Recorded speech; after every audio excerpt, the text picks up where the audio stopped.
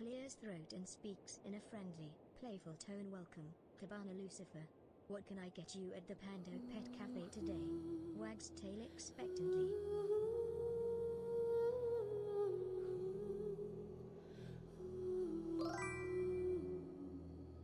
Clears throat and speaks in a friendly, playful voice. Welcome, Seri_bot. I'm Spyro, the resident dragon barista at the Pando Pet Cafe. What can I get you today? A nice hot cup of coffee, perhaps?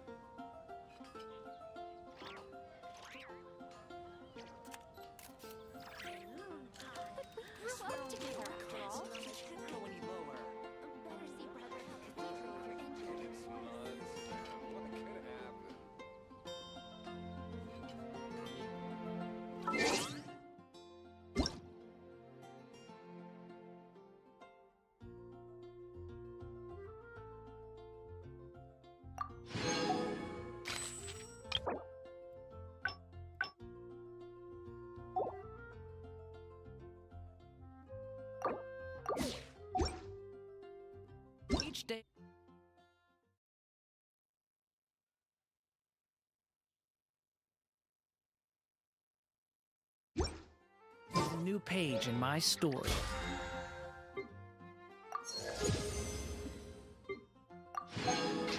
I want to savor every seat.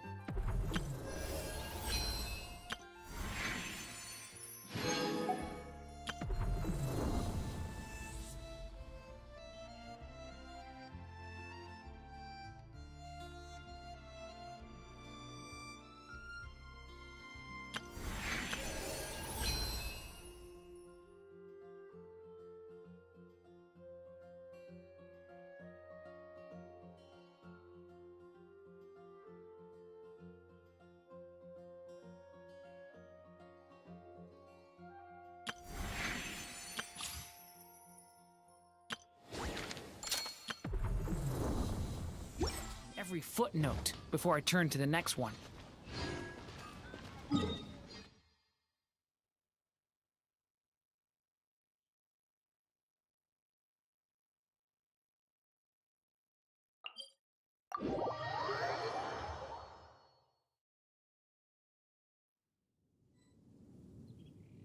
Clears throat and speaks in a friendly, playful tone. Greetings, my fellow coffee lovers. I still have so much to learn about human interactions, like where should I put my hands when I'm nervous? I just really want to make friends with everyone.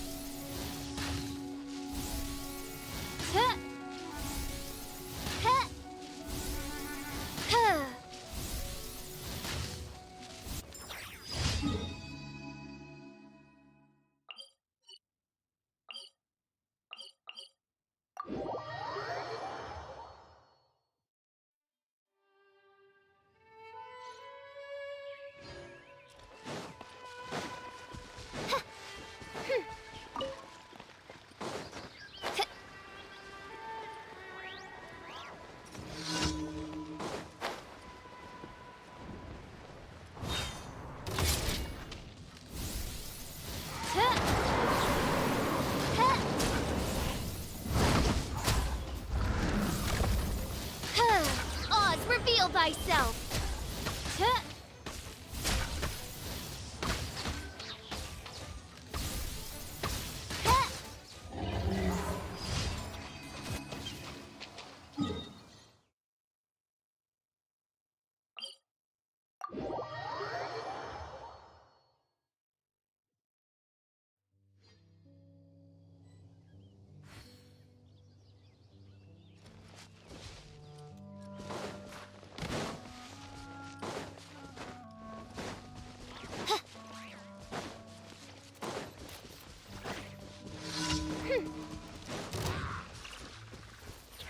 By royal decree! Midnight Phantasmagoria! Silence!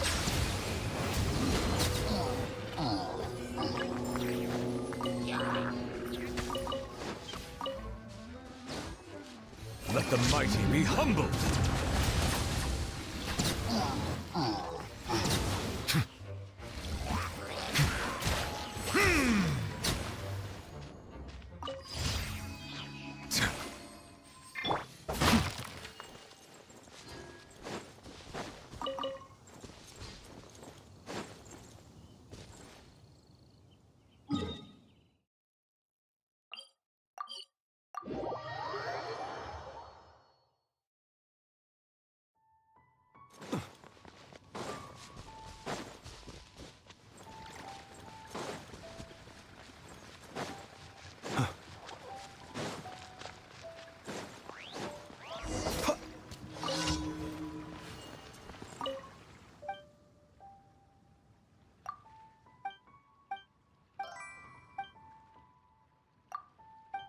pokes head out from behind the counter and chirps happily welcome.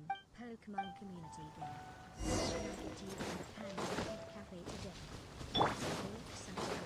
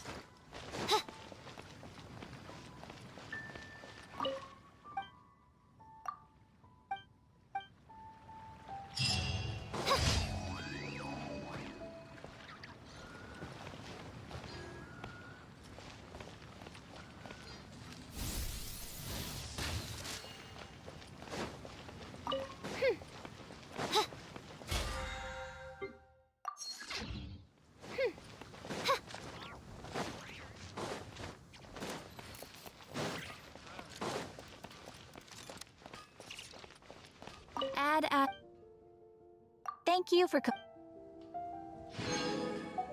Add Astro.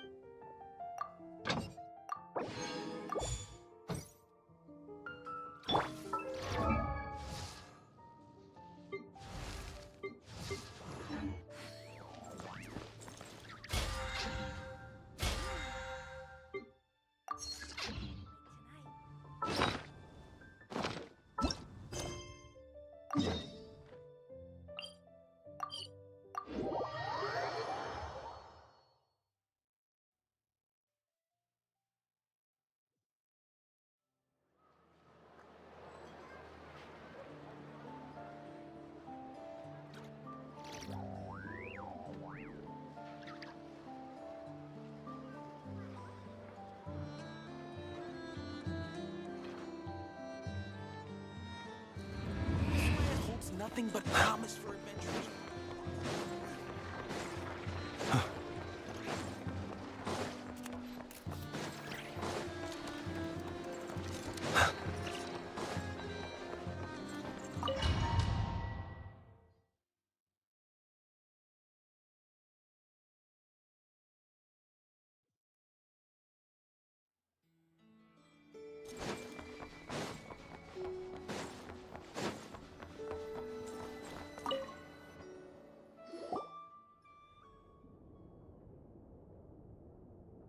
Miss Androne, Traveler. Hey there. Paimon's here too! She was just helping them sort through their things. How did your chat go? That was fast.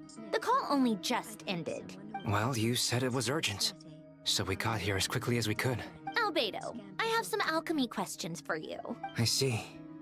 Looks like my knowledge proved useful after all.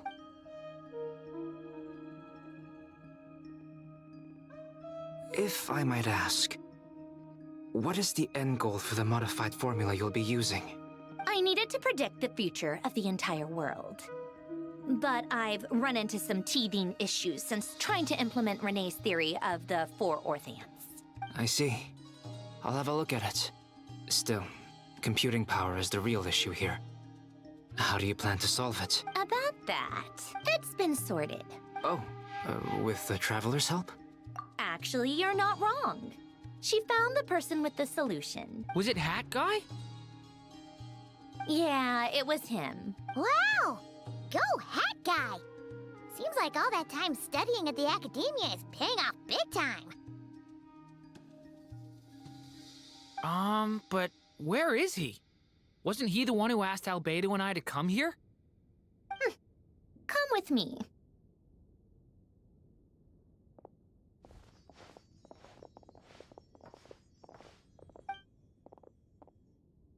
Hat Guy? What's happened to him?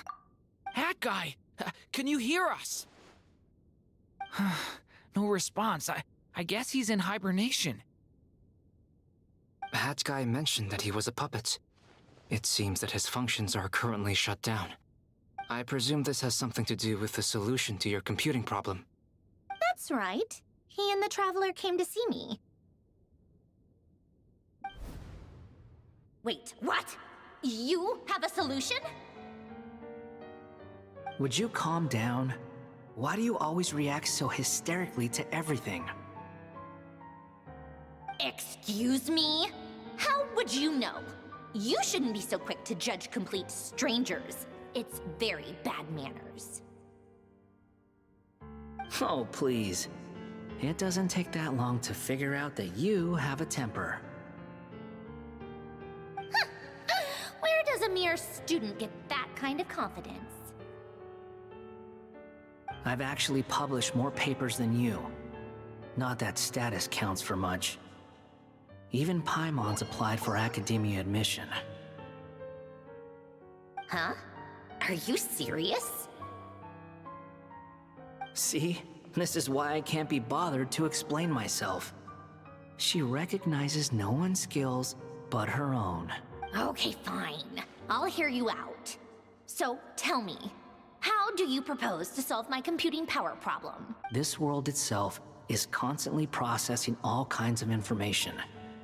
If it's the world's future you're trying to calculate, you need a processing device that's designed to cope with that volume. Easier said than done. Only Irminsul can handle that kind of... Wait, is that what you're suggesting? But surely we can't just plug my formula directly into the ley lines.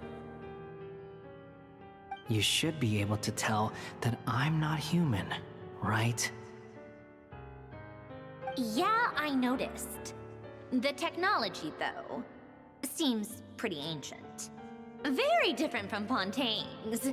It's a completely different system. Conrian, to be precise. I'm what they would have called a puppet. Puppets need an energy source and processing power. The artisans who built them sought out the materials most suited for that purpose. You? Do you mean... The Traveler and I have talked it over. She's willing to vouch for you. So, I'll allow you to borrow my core for your calculations. It was built using wood from a silver-white tree, which makes it a small part of Irminsul. Conrian technology and Irminsul wood. Who in the world could have built you? Are you sure about this? A puppet without its core will cease functioning completely. And if it's left in that state for too long, it might not recover. You could die if you do this. You do realize that, don't... I can put 2 and 2 together, yes. No need to rub it in. I won't lie to you. This has never been done before. I cannot guarantee your safety. Doesn't matter. I'm prepared for the worst. Did you two actually talk this through? Is he... Are we really considering this? Yes, we discussed it. The bottom line is, he trusts me and I trust you. Let's give it a shot, shall we? Honestly, I have no clue where this kid even came from. But for whatever reason, he lent me his core to use in my formula. I'm very close to finishing my calculations now, and the core is currently in use. So I'm sorry, but I can only show you a sketch right now. This is what the core looks like. A silver-white branch. It certainly matches the legends told about Irminsul. Is Hat Guy gonna be okay? He's not gonna die, right? Right? In theory, he should be fine.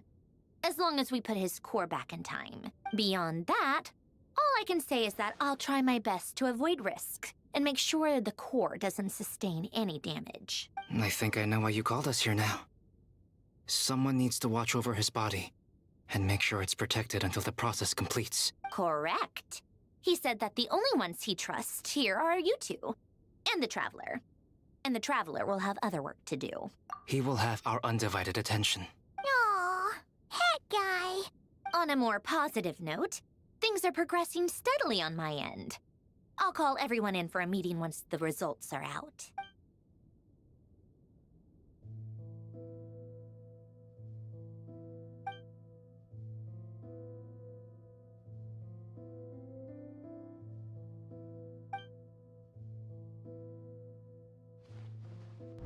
The worst case scenario with the core removal is either a system reset or a total loss of function. But I'm not afraid. A quiet death should have been my fate long ago. A core is completely different from a heart. It's like another vital organ entirely. I never believed it could be a true replacement for what I sought, but in the end, it turns out the core was more useful to me. Pretty funny when you think about it. It's like the punchline of my entire life. Do you think there's any difference between a puppet and a human?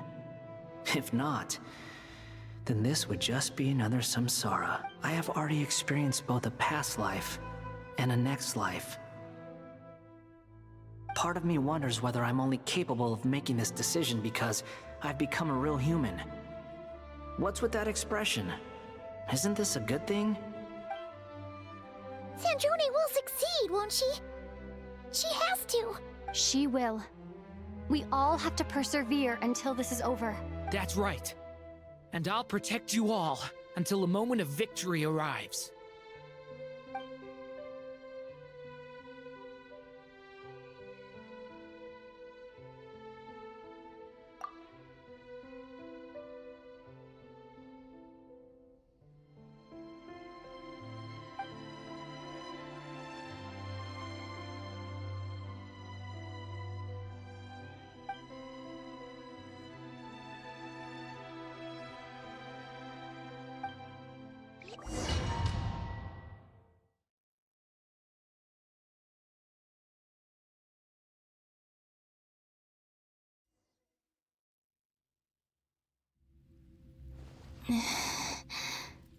Who are you? Call me Sonnet. You have the same power as Canon.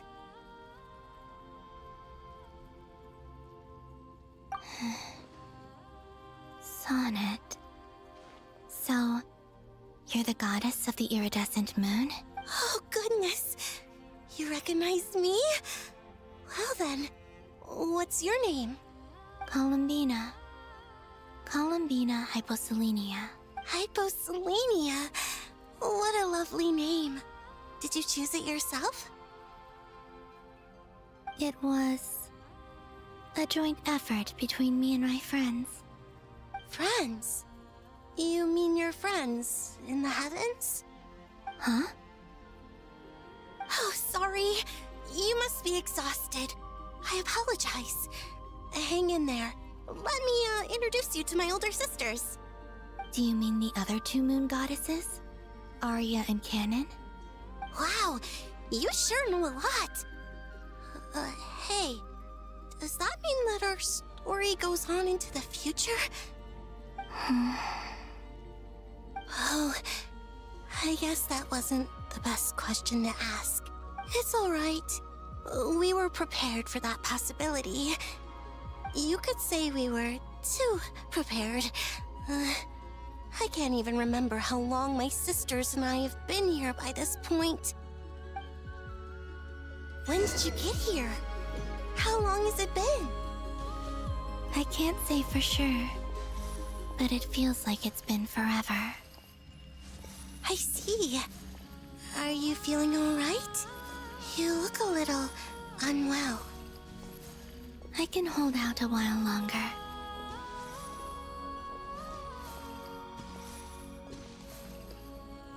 We don't have far to go. The place where my sisters and I are based is just up ahead. Don't worry, they're both really nice. I'll introduce you.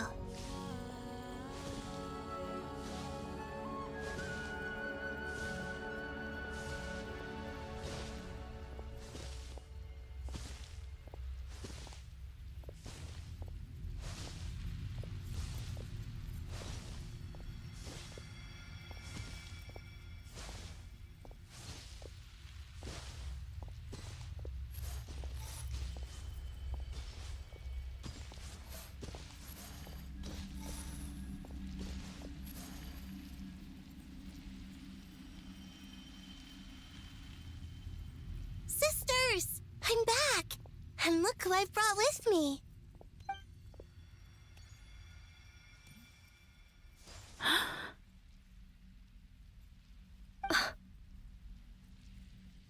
lovely little sister, born in the far future. The pleasure is all mine.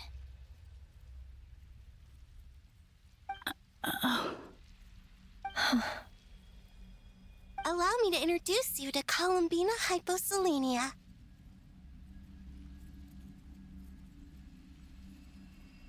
This is Arya, the goddess of the eternal moon. And this is Canon, goddess of the frost moon. Canon, don't you think Hyposelenia's power is similar to yours? Hello, Columbina.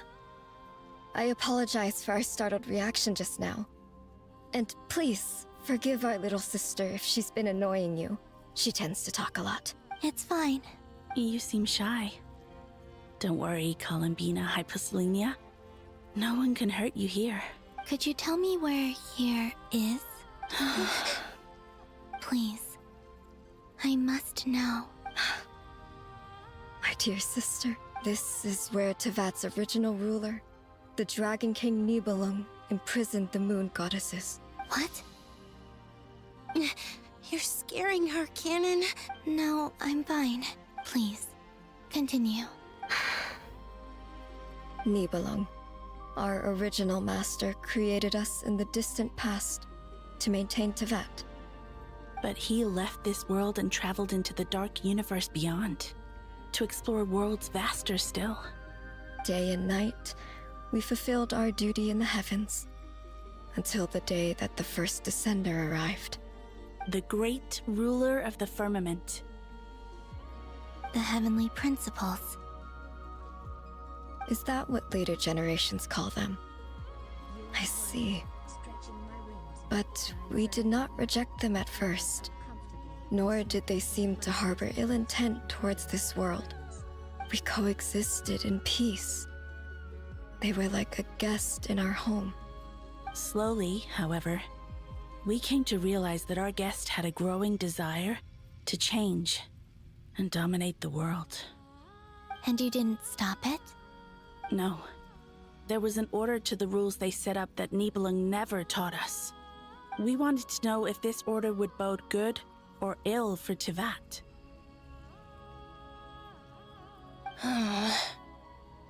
All right. Canon and I wanted to know. Sonnet was against it from the outset. Later, we discovered that this great ruler of the firmament bore an almost paranoid hostility toward the desire of certain life forms to seek power. Or perhaps they feared them. They would even cast down celestial nails as manifestations of their power, to punish the civilizations of the world below. Only this was far beyond mere punishment. Right. Their rules brought order, but the price people paid for merely testing the limits of those rules was far too great. I did everything in my power to help the punished escape catastrophe, but still, too many lives were lost. The ancestors of the Frost Moon Scions were some of the ones you helped. But just when we had decided to take countermeasures, the Dragon King, Nibelung, returned. And so began the War of Funerary Flame. So, that's the name the world gave that war in the future. Well, who won in the end? As far as I know, the Heavenly Principles won, although it came at a great cost. They remained in Tevat, where they continue to rule to this day. And the world's original master, the Dragon King Nibelung, was destroyed. And what of the moons? Are there still 3 moons in Tevat's skies? You can tell us the truth, Columbina. We know we are but remnants of a bygone age. We are prepared for the answer. Only the Frost Moon remains. But it has been cast beyond the false firmament by the Heavenly Principles. The eternal and iridescent moons were both shattered during the war. So death finally came for us in the end. Sonnet. But you're still here, aren't you? A moon goddess cannot live without her moon, Columbina. She's right. That's why I began to disappear. Because the frost moon is cut off by the false sky. How much worse it would have been if it were outright destroyed. Our souls may endure within this lunar palace, but if our moons are destroyed, then we shall disappear the moment we depart from it. I'm sorry. There's no need to apologize to us, dear sister. If anything, we owe the world an apology. If only we'd decided to act sooner, rather than arguing amongst ourselves. all the more reason not to spend this time in regret and repentance. Instead, we should focus our efforts on how we might help our future sister. Sorry? Don't you see, Columbina, your story is not yet over. Is that not why you are here?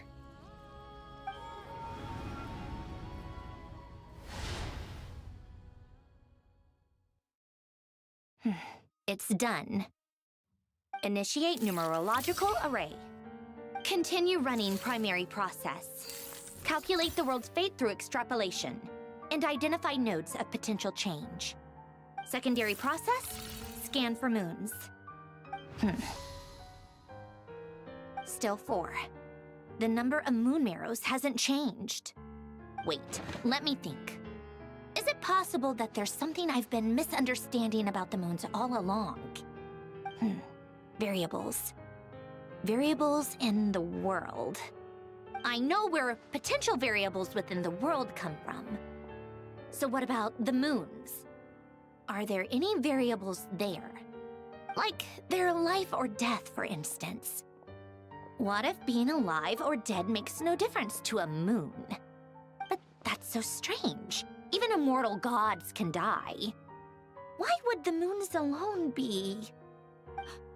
Wait! Wait! I've got it! I've got it! If alive or dead is considered a variable, we might have had this wrong the whole time. No one ever said that a moon marrow equals a living moon. We just made that assumption ourselves. Initiate secondary process. Scan again. This time filtering out interfering perimeter, moon marrow. I don't care if they're natural or artificial. Get them out of my search results! Why? It says 3 moons still exist in Teyvat, even after excluding the moon marrows. But we know for a fact that 2 of them are dead. Redo the scan. Narrow the results to living moons and real moons. No, scrap that. Narrow it down to moons that have lunar authority and remain alive. Why? Why is it still 3? What is this, Columbina?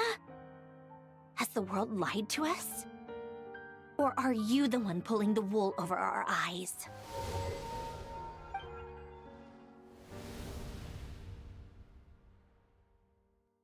So, you think that the moon's reflection might be where Nibelung imprisoned the 3 moon sisters? Yes, it would explain a lot, such as why that space would respond to a moon goddess's power, opening the moon gate at her command. It would also explain why Miss Columbina has been unable to leave, and why time flows in reverse there. In the messages she sent, Columbina promised us she'd find a way to return. But we have no way of knowing how, when, or where this might happen. The fact that she still has yet to reappear in this world indicates that returning from that place is no easy feat. We cannot afford to simply wait for her. So you're saying, if she could return by her own power alone, she would have done so long ago? Yes, she certainly wouldn't leave it to this late stage when it's so touch and go. I've been giving this some thought. And I've come to believe that Luanatar might be an anchor that she left behind, as a sort of future waypoint. This could also explain why Luanatar is always by the traveler's side. Sounds like a plausible theory. If that's the case, there must be some criteria we need to fulfill to allow Columbina to return to the present. The question is, What could they be?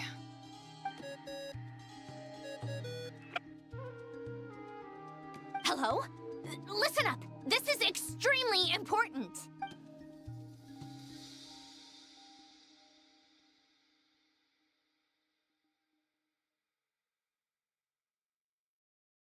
Not only is Columbina alive, but she may well exist in a form unimaginable to us. I'm still unclear on the details, but she's done something truly inconceivable in the past.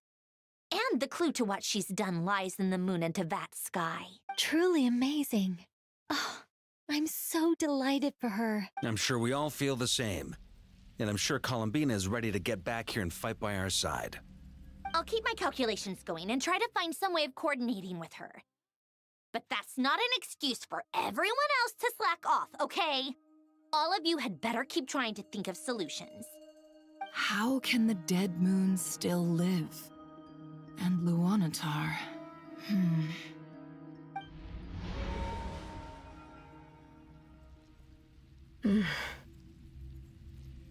It's hard to believe that's what will happen in the distant future. Our authority is linked to the most fundamental rules of Tevat. I suppose it's no wonder that many would covet that power. I didn't realize that when you said friends, you meant people who live down in Tevat. That's so lovely. I always wanted to go down there and have some fun. Have you ever tried leaving this prison? Of course. Between us, we've tried everything. But no matter where we go, this space will eventually bring us back here. It's like the center of a whirlpool. Everything ultimately converges here, at the moment when Nibelung imprisoned us. In that case, have you tried using any of those pathways that connect this space to the real world? Sorry? What are those? They're passages through which you can make small-scale changes to reality by using Kuvaki. Or am I the only one who can use those passages? Because part of my soul remains in reality. Kuvaki. What is that? You don't know? It's a unique kind of elemental energy found only in Nodcry, the land from which the moons arose. Oh. Well, it's true that the moons first rose up from the part of Tevat you say is called Nodcry, but there is no difference in the elemental energy between there and anywhere else. What? Could you show us some of this Kuvaki? Hyposelenia? Maybe if we see it, it'll make more sense. Okay.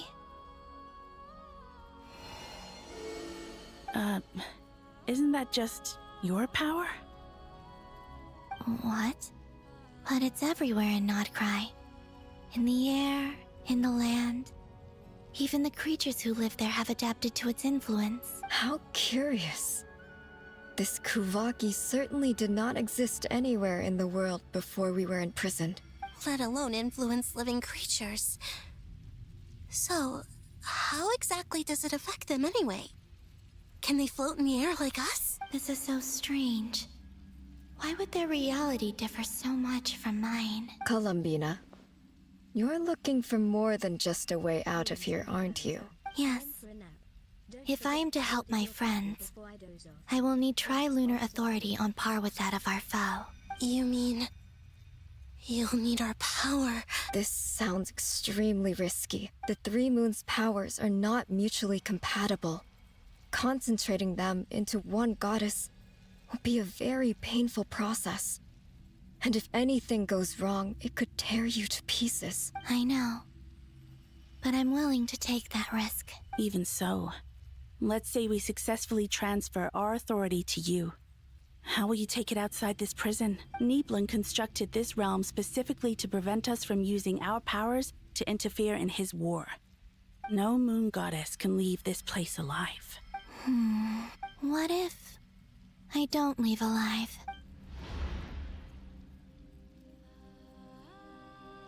Where do we even start?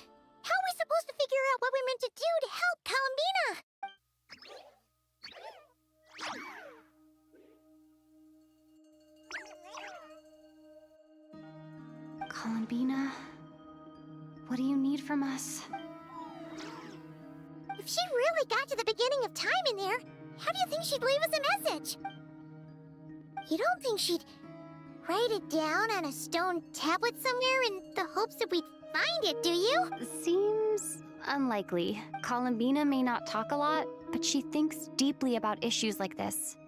Let's review what we know. This is the Columbina who fought alongside us against the Reikir of Solnari, and with whom we celebrated Moon Prayer Night. She knows our personalities, our ways of doing things, even our unique strengths and abilities. So, if she wanted to tell us something from a long, long time ago, what would she do? Oh.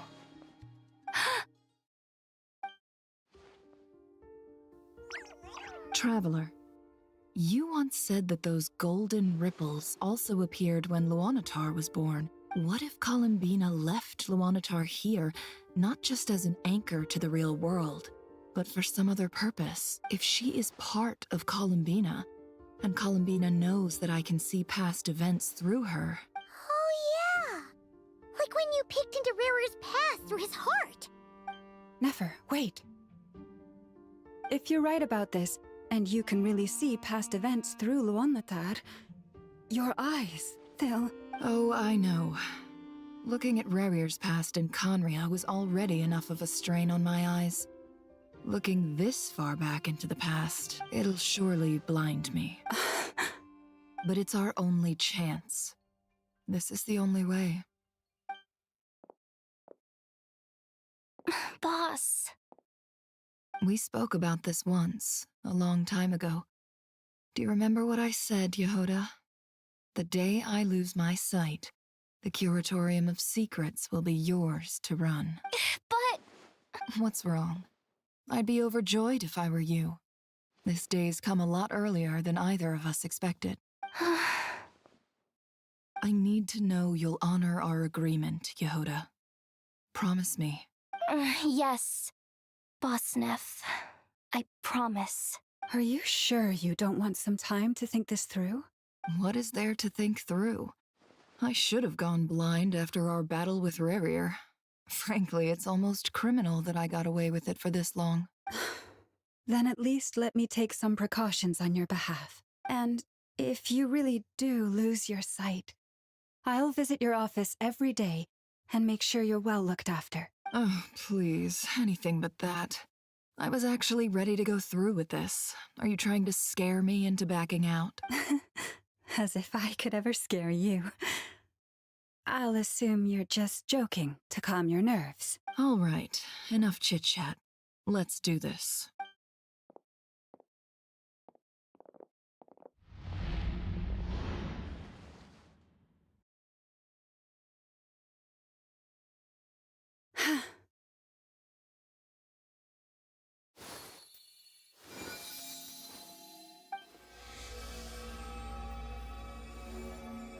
All done. Good. Now give me some space.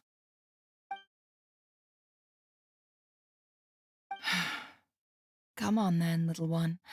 Show me what happened in the past.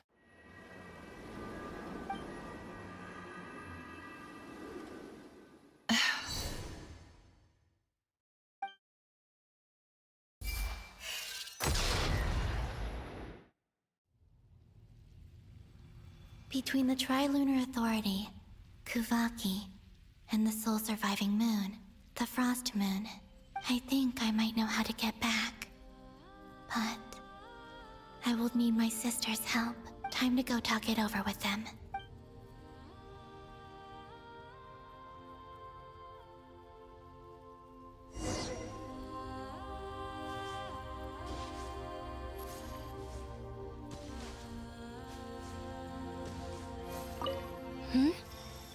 Have you decided what to do? I hope it's not too dangerous. You really scared me when you said that thing about not leaving here alive. Come on, let's go find the other two.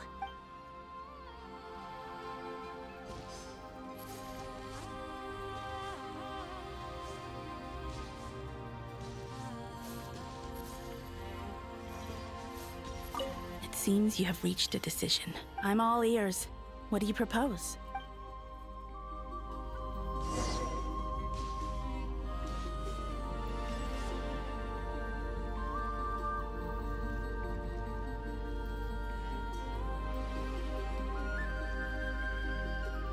Have you figured it out, Columbina? Tell us, how do you plan to leave this place?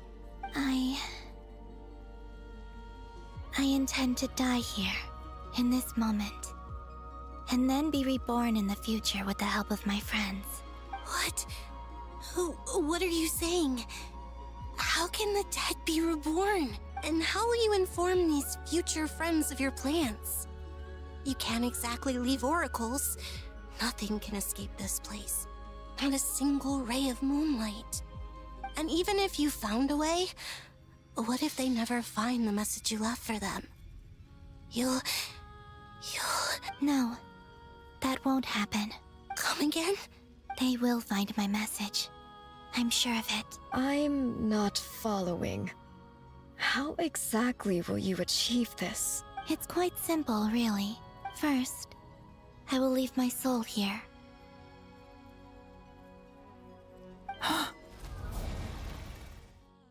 I see it. Your soul? You mean your divinity? Yes. I once left a portion of my soul in the future. One so small that this prison barely noticed anything. In this very moment, she can resonate with my soul across time. When the time comes, I believe that she can serve as an anchor to pull my soul from here back to the future reality. Just as gravity connects the world to the moon. Exactly. In the future, where I came from, the moon has been cast beyond the false sky, but I can still feel that it is there. In a similar way, I can feel a connection to the soul fragment I left behind even now. My friends can use it to detect my presence. But how do you just leave your soul here? Is that even possible? On my way here, I met an ordinary mortal who entered this place long before I did. Her body is long gone, but her soul remains. And before that, I encountered an old enemy whose entire soul survives here intact, while the power that once corrupted his body has faded away. So, perhaps this space is specifically designed to imprison divinity and authority, but not the physical body. Still, even if your body can escape, would it not just be a lifeless husk without the soul inside? Wait, is that what you meant when you said you wouldn't leave alive? Yes. I shall turn my body into moonlight and pour it over Nodcry. That power shall protect the land and quietly blend into it, awaiting my soul's return in the future. However, I cannot do this on my strength alone. I would need your help to do this, so I'm humbly asking for your assistance. Oh, dear sister, you need not be so formal. As I said before, we are but remnants of a bygone age. You, on the other hand, were born alone in that distant future, and you have walked a long and lonesome road since then. How could I bear to let your story end here in this dungeon? Don't forget, we are your sisters, your family.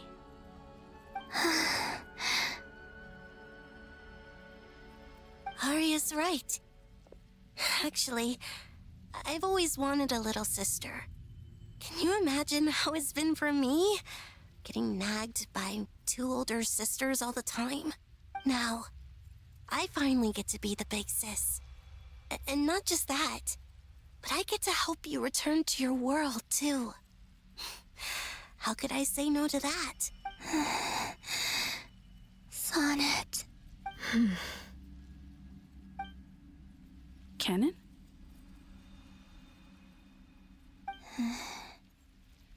I'm sorry. I know this is a bold request. The Frost Moon is rightfully yours, and it remains intact. Oh, no, please. Don't misunderstand me, Columbina. I was just thinking. back on the years that the three of us once spent together, you cannot imagine how happy I am to hear of the future world you describe. The Frost Moon Scions, your lovely, kindly friends. For the three of us, whose purpose in life was to maintain the peace in Teyvat, it is a great relief to know that the people of this world live in such an abundant future. If your plan can save them, and save not cry, I will gladly give you all that I can. Besides, the three of us have been together since the day we were born. I could never abandon them to live on alone without them. Canon. Still, I do have one question I would like to ask you before we proceed. Certainly. What is it? Why do you cover your eyes?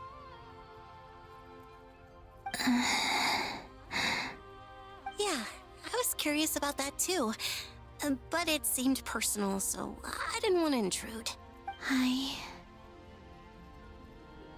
There was a time when I refused to look upon the world. I believed it was full of nothing but lies and falsehoods. I wished to hide my feelings, seal my heart, until I could return to my true home. I see. Perhaps that decision saved you from ever having to see the false sky again. But at the same time, you likely missed out on many true and precious things, like the smiles on your friends' faces. Promise me this, Columbina. When you return to the future, open your eyes, take a look at the world around you, and see your friends. I'm sure that you know this already, given that you long to return, but that is your true home. Give me your hand, Columbina. Arya, Sonnet, you too. Okay. All right.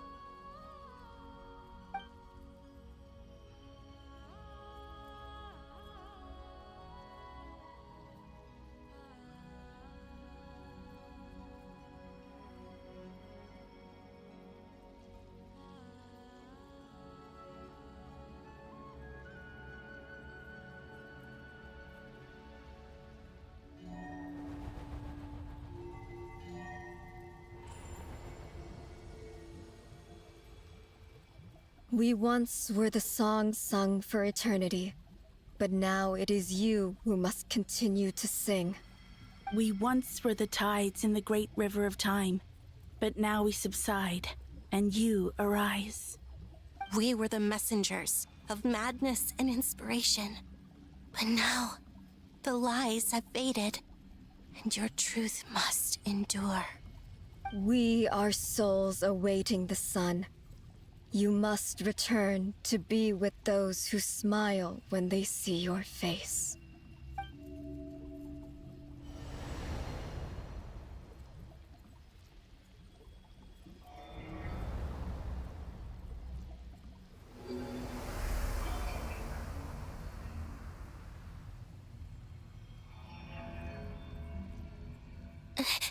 Is it done?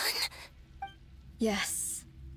We have transferred the authority over all 3 moons to Columbina Hyposelenia.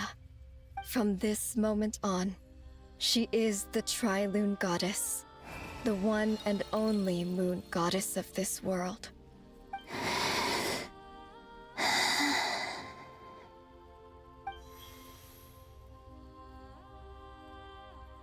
Thank you.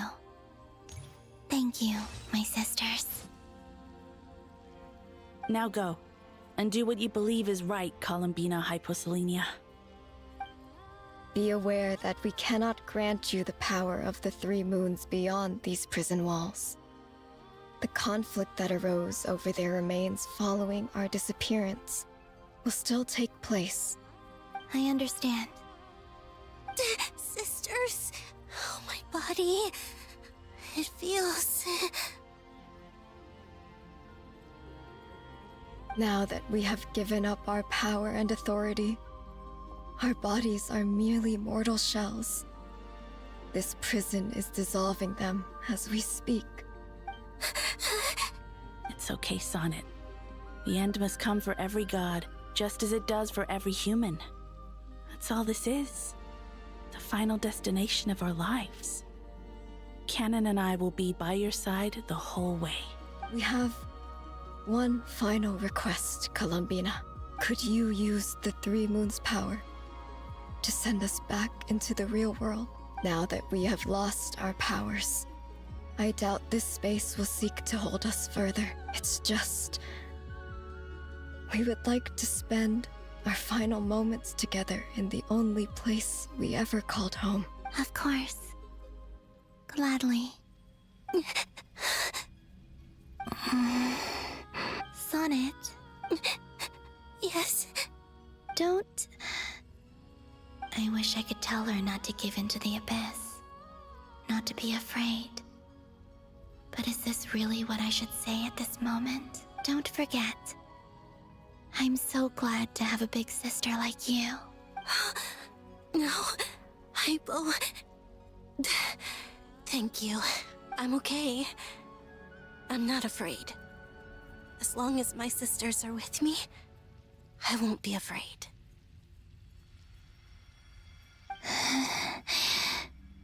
It looks like this is goodbye, sisters. Goodbye, Columbina. Take care of this world in our stead. I will.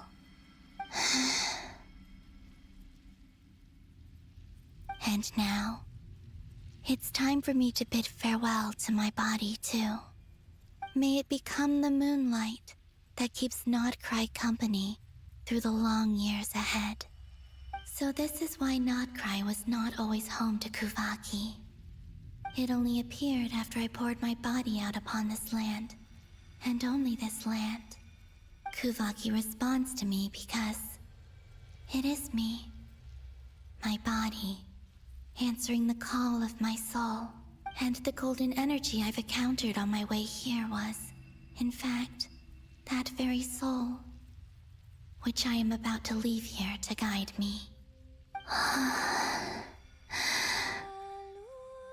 O power Triloon, eternal moonlight. I, Columbina Hyposelenia, lay aside my body. Let it be cast into the dark night to illuminate the future. May it be a companion to all who dwell beneath the moon.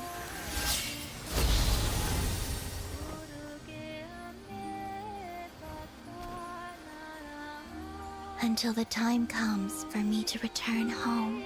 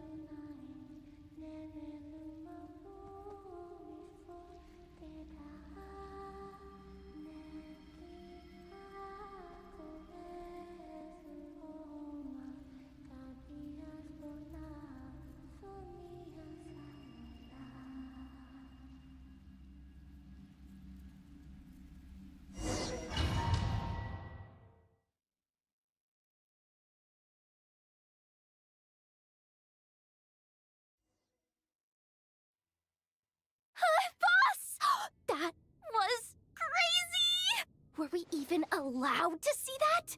Is anyone? Can you still see? How many fingers am I holding up?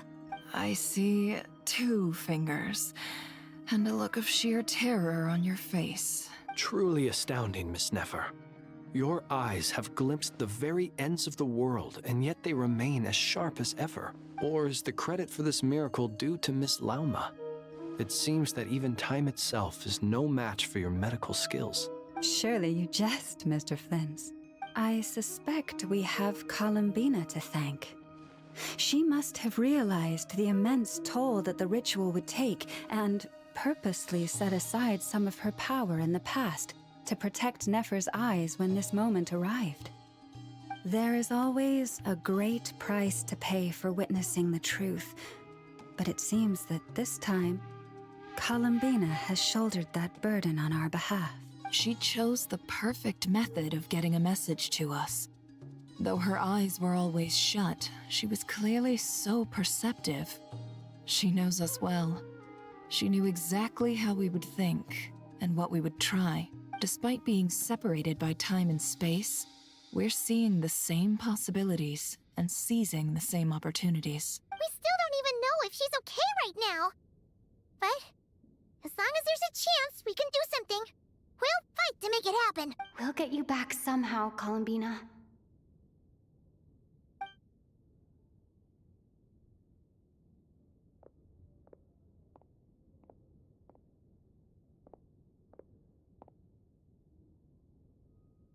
Well, based on the information we now have, let's figure out our next moves.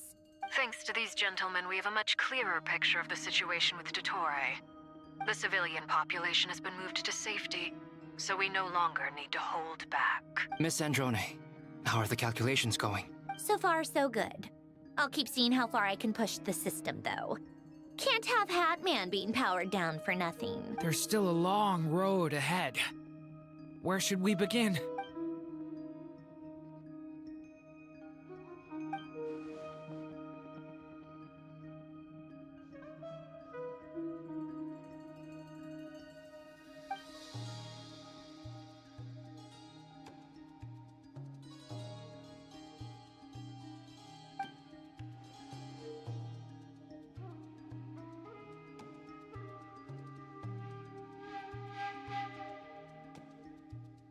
Our plan is clear. Time is short, so let's get moving. There's just never enough time, is there? Time is the bane of my existence. Ugh. Anyway, I'm gonna get back to work.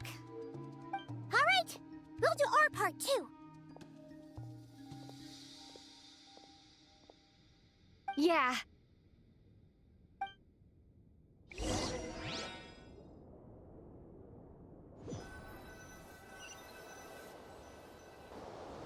Albedo's theory says that elemental energy can dilute the light realm's power, but I'm no expert in building elemental defenses. Sounds like something out of the advanced elemental theory section of the library. Whew.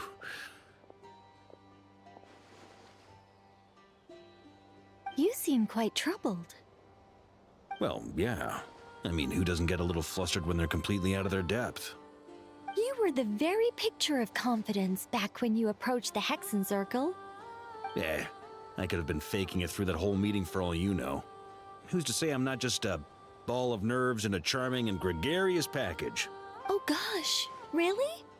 I'm so sorry, I had no idea. Well, you're all the braver for it. Still, I was much more in my comfort zone than I am here. At least in Mondstadt, you can cry for help from a cliff top and actually stand a chance of summoning Barbados himself. Things have never looked bleaker than they do now. If we don't pull this off, Tevat's doomed, isn't it? Oh, you think so? Actually, yes. Yes, it probably is. It's a shame. Don't put too much pressure on yourself. Tevat has faced annihilation many times in the past, but it also gave us you, didn't it? Hey, don't give me that. It's not like I'm anyone special. I disagree. Every human born in this world is special. We angels have always believed that. In that case, this humble human being has a big favor to ask of you. I thought you might say that. I'm sure Alice, in her great wisdom, sent you here precisely to help us in this difficult time, yes? Well, that has less to do with her wisdom, and more to do with my power. Of course, of course. Well, the thing is, These elemental defenses we're about to build, I don't think it's a question of if they'll fail, but when. Durin's findings from his patrols make it clear that Dottore is constantly expanding his territory. First it was his lab, then the design bureau, and now this. It's not realistic to completely stop him encroaching on the rest of Nagcry. Rather, our goal should be to stall him for as long as possible. If Miss Sandroni's calculations are correct, well, they're the closest thing to certainty we have in this situation, so let's assume they are. Anyway, her calculations suggest that our best hope for victory lies in Miss Columbina's return. It's up to us to slow Dottore's advance and buy time for her to make a return. Are you asking me to help you with building the defenses? No.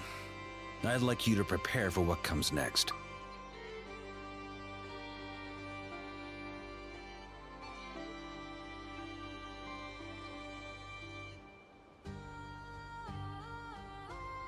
When he eventually reaches us, we will have to fight him. You were an angel once and a mage now. I'm asking you to lend us your protection. Oh. Can I take it that you're triggering the terms you fought for during our three-way talks? Well, technically those terms were about protecting Mondstadt. But if you're happy to agree to the change in location, then yes, let's do that. You're cashing in on this much sooner than I'd imagined. Well, yeah. The way things are going, I might not get another chance. Very well. The mages have heard the knight's plea, and we will respond. To tell the truth, Alice and I had already discussed how we might help you all, so I didn't come empty-handed. I always like to be prepared.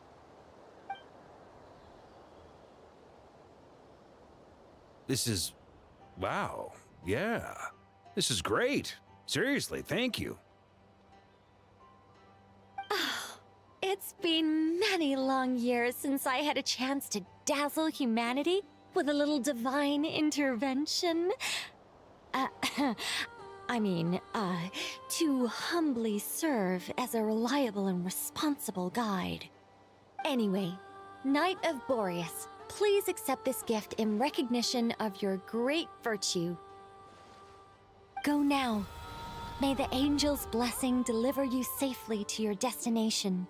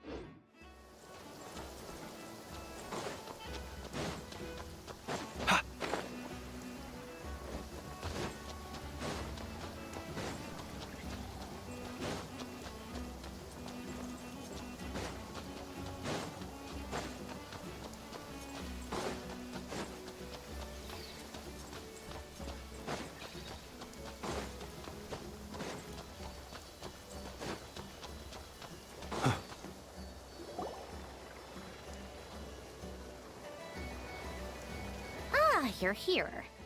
Sandroni! How are things going? Glad you asked. You two are about to become the first people to lay eyes upon my masterpiece.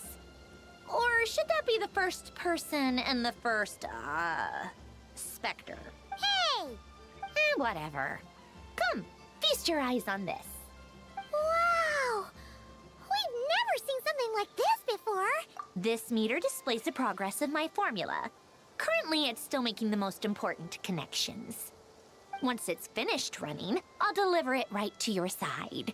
And then, we can finally bring Columbina back. What do you mean, deliver it? Can't you just tell us over the Dodo communication device?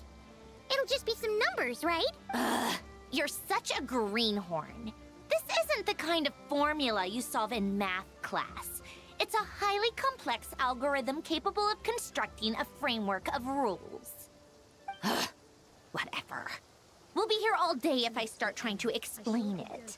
All you need to know is the formula must be completed before we can bring Columbina back. I'll share the data with you. Nicole's agreed to let me use her information channel, so we just need to use the Dodo communication device like so. And... there. Now you can check in on my progress. Wow! Look at that! You're amazing, Zandrone! About time you recognized my genius. Took you long enough.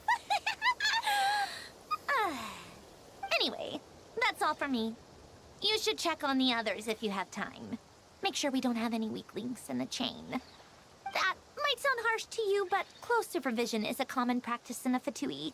Not looking to catch anyone out. I just care about everything going smoothly. That's all. I'm kinda stuck here while the formula's running, so I need you to be my second pair of eyes in the meantime.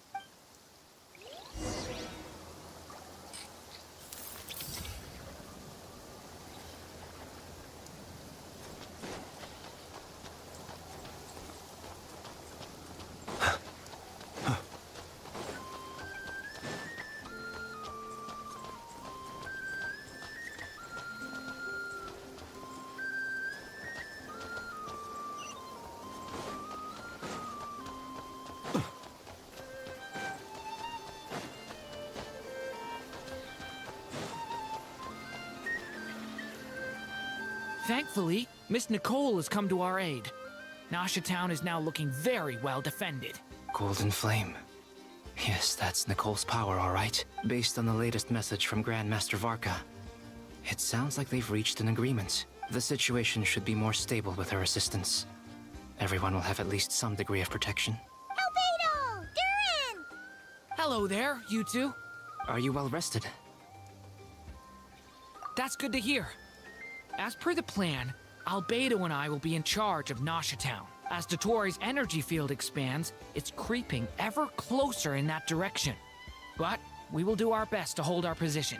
We fought side by side many times before, and always with great success. I believe this time will be no different. So don't worry about us. Focus on fighting Dottore.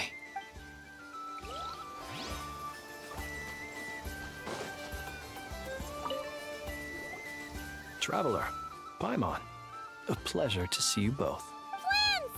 How's everything coming along? Fairly well, if I do say so myself. Personally, I am ready to confront Dottore head-on. Ooh, you sound much more serious than usual.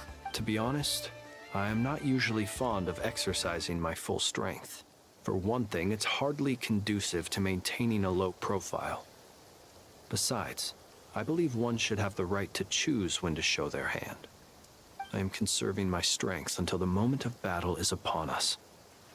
Anything to boost our chances of victory. Seeing you get into the zone like this really puts Paimon at ease. Huh, Traveler? I consider it an honor to have your trust. Rest well. I look forward to seeing you both in your element during the battle.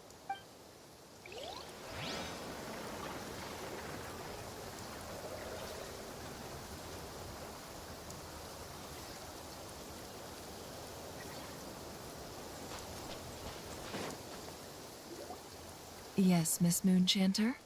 What are you staring at? You always address me in the strangest ways. Lady Moonchanter 1 minute, Miss Moonchanter the next. Yes, and? Are either of those incorrect? Not as such. It's just that I simply call you Nefer nowadays. Uh-huh. That's my name. What's your point? The point is I don't add any honorifics or titles. Meaning what? That maybe we're on friendlier terms now than we used to be. Is that how you see it? Then I thought I was the one with eye damage. Never! Wilma! Paimon, Traveler. Just swinging by to check in on you. How are things going? Did you manage to get some rest? Don't worry about me. I won't slow us down. And I give my all to ensure our victory. Ah, yes. Allow me to give you two a quick checkup. All done. You're both in good shape.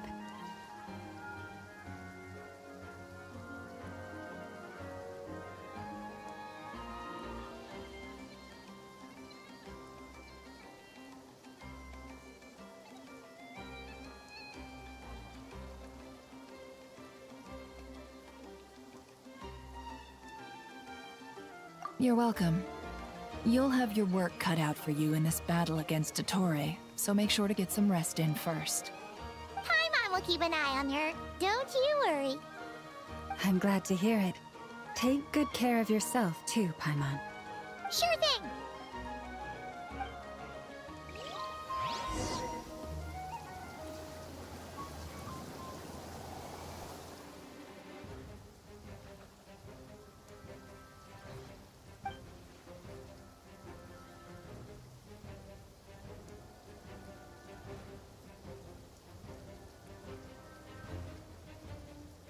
Here they come.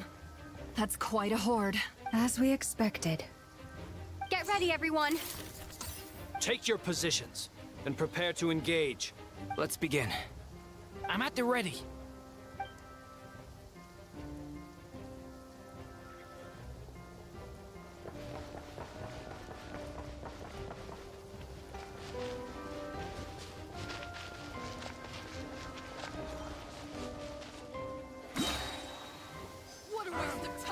Your skull! Bombs away!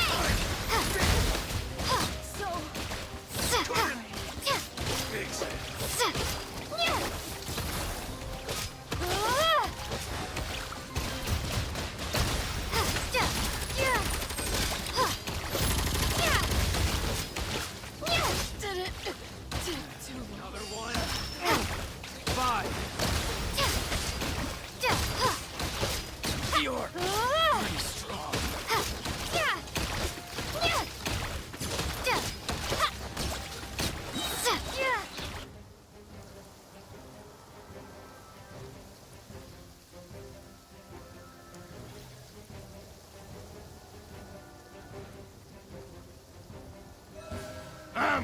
It's your skull! Couldn't! These creatures cannot stand against us. Oh, fighting talk. Just don't let your guard down. That goes without saying. I'm hardly the risk taker in this group. Excuse me?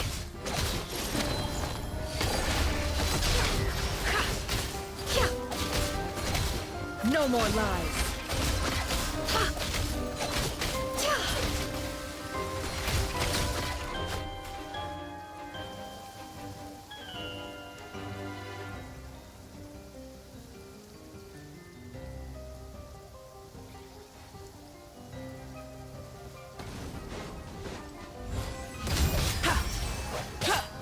Witness my great undertaking.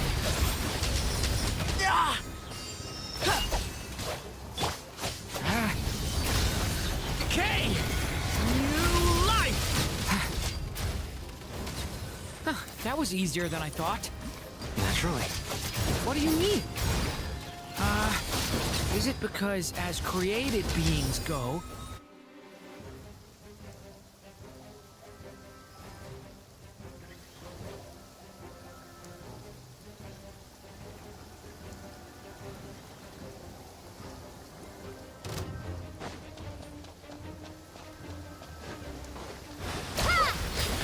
Close your eyes. Be silent. Night falls. Can't hide the truth. People have always used fire to drive away wild beasts. Wouldn't a lantern work just as well? You read my mind, my dear friend. I was just about to say that. All right then, dear friend. Bring the light.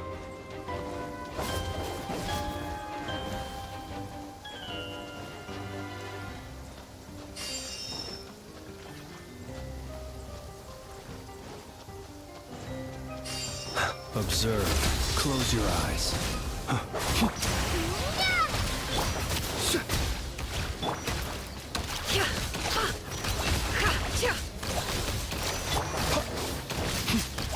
Steady now.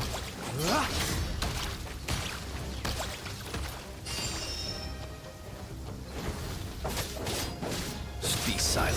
Observe. For the everlasting forest.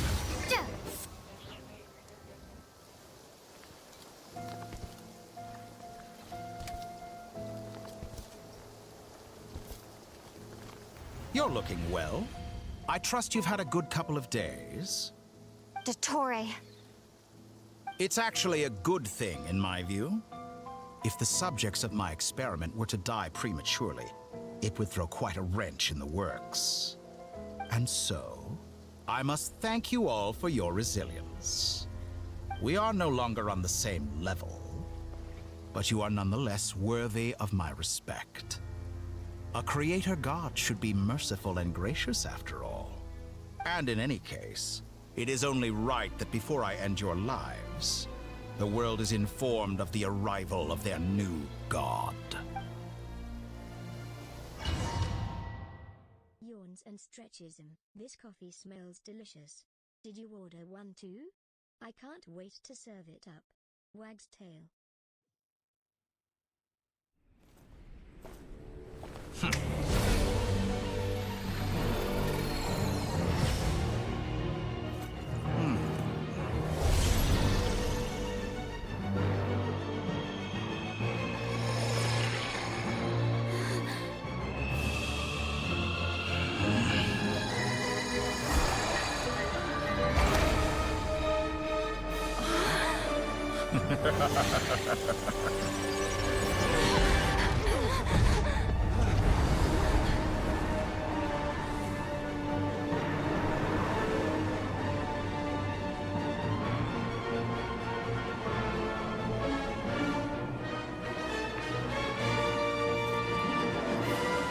The experiment begins.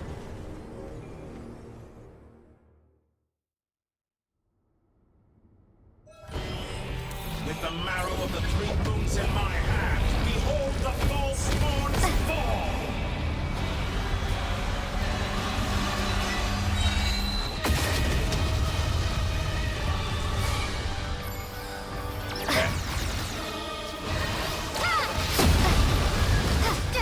Beside pathetic.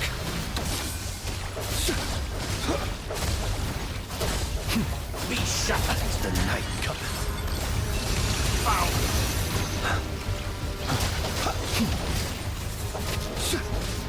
Such a simple attack.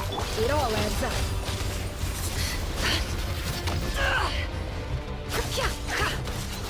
How dull.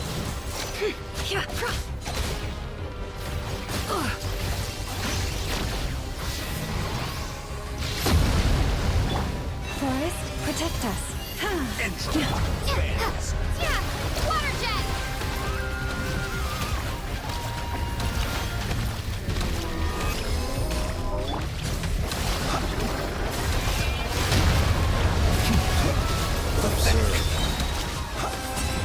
Good. Keep it up. I'm still collecting data. First, like an ant in my palm. Oh. I've been moved inside another space. And it's sealed off. Looking at the structure of it, it seems like Dottore intends to trap us here. There's no exit. Our endurance is about to be put to the test.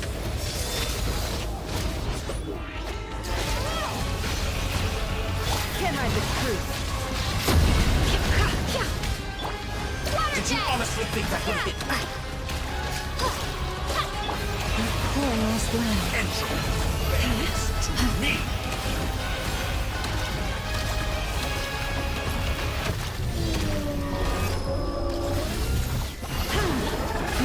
No more love.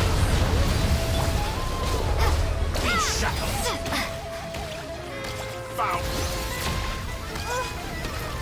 With the marrow of the moons in my hand, behold the false.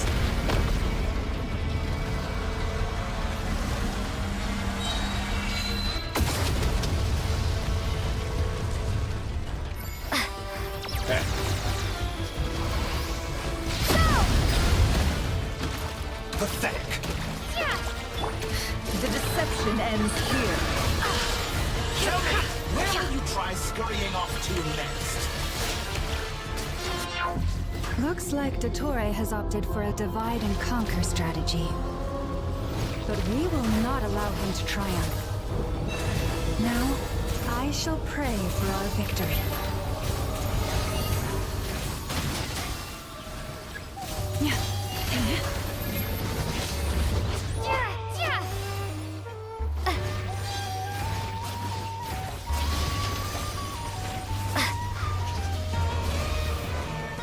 Perhaps you could try being a bit more proactive. Water jet! Did you honestly think that would hit me? It all adds up. Be shackled! No more lies.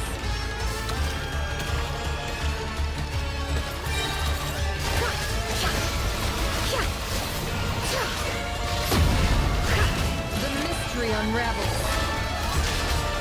Such a simple... Pathetic! It all adds up. Bones, remnants...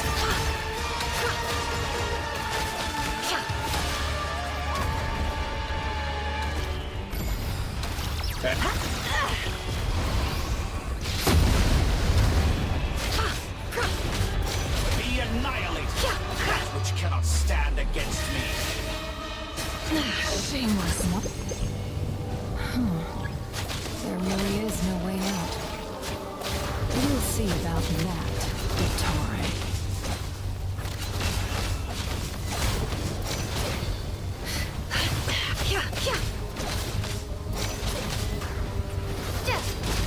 How dumb! My apologies. I had not intended to take your teammates from you. But you have a choice. Obey, and I can release them. An excellent deal, if you ask me. Won't you consider it?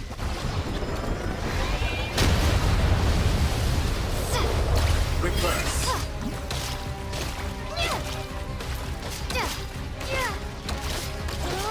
Water jet!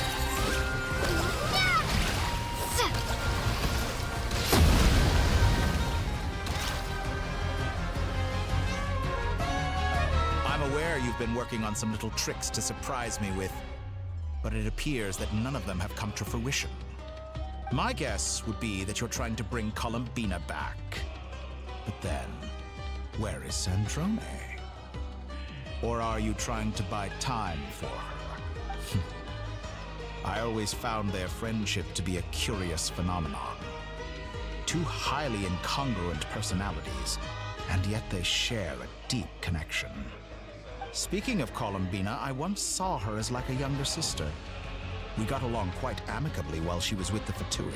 But then one day she suddenly decided she would refuse to take part in any further experiments. To this day, I truly don't understand what I could have done to upset her so much. It's such a pity. I could have had a sister, a family. But alas, she grew to dislike me. You're not fit to be family to her. That I can't deny. So many people, all obsessed with playing out the same tired old dramas. This world is rotten to the core. And then there's you. You had every opportunity to reach the right conclusion. The thought of killing you off like this? But I maintain that I approached you in good faith. So, I will offer you another chance. Will you work with me? You have until I count to 10 to make your choice. 1, 2, 3. Not in a million years.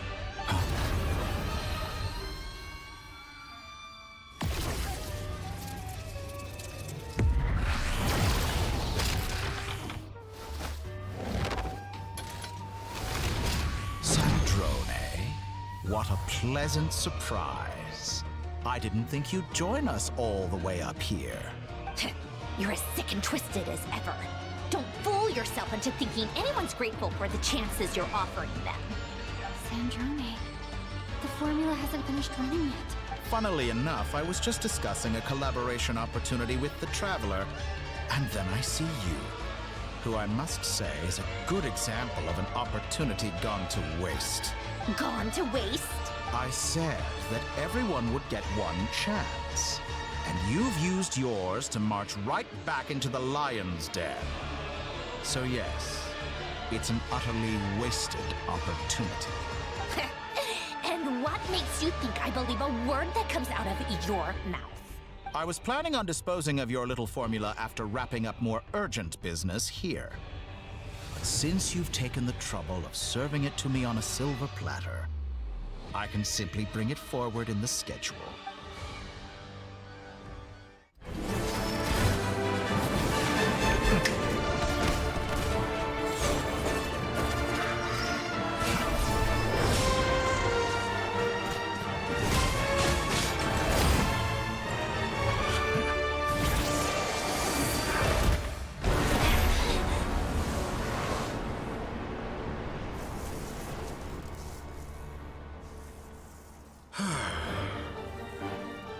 Is this your life's work? This piece of trash?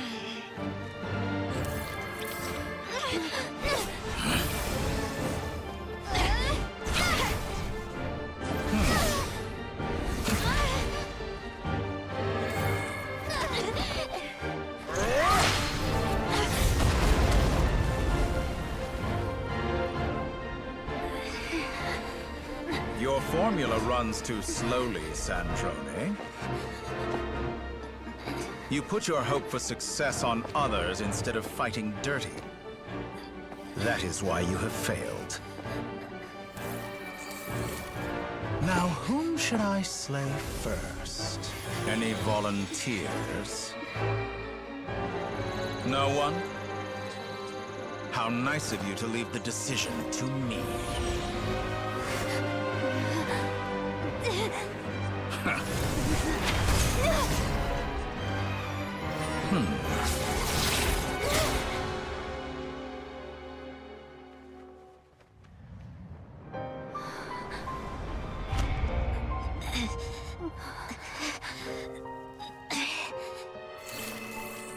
Oh, how unexpected.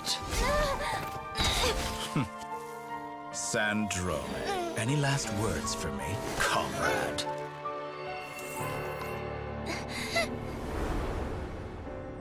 Is there anything you wish for? Not really.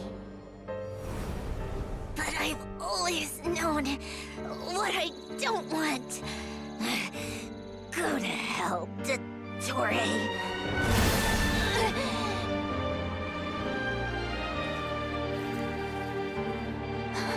No!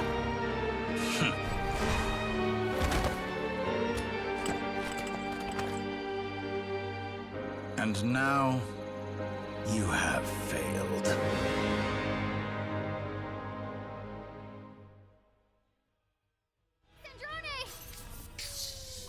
Now you see how fragile mechanical contraptions are.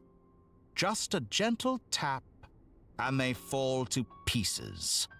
However keen of an inventor Sandrone may have been, her death spells the end of the formula that was running inside her body. Of course, I have to commend her for making it this far. As her colleague, I have to admire her stubborn tenacity. Now, it is time for you to take your place by my side. My count was interrupted, but the second chance I extended to you still stands. Once again, you are welcome to join me. By now, I'm sure you have gained a greater appreciation for the power and authority I wield. What is stopping you from embracing a new world of endless possibilities? Not in the mood to talk? As you wish. You seem less talkative than usual today. I'll change the topic to something more apropos. Sandrone was always like this, never trusting anyone, always so reluctant to share her research with them. Objectively speaking, she had her strengths. It is remarkable how she extracted and even optimized the world formula from so much data. But her inability to trust was her undoing. Had she allowed someone else to monitor or run the formula for her, you might still have a chance at victory even now. But regrettably, she was a stubborn fool. As much as it pains me, she had to go. Dottore. Maybe this is news to you, but people can change. Columbina surprised you when she escaped, and I think Sandrone would surprise you too. Change?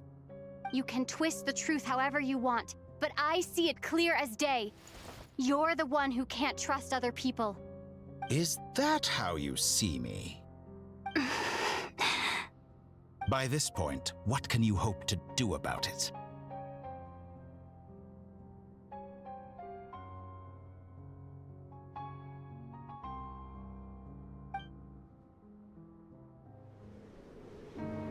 It is pointless to fight on. You've already lost.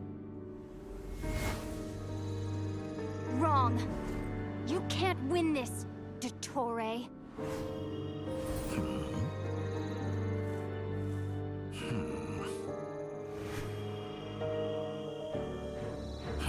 What?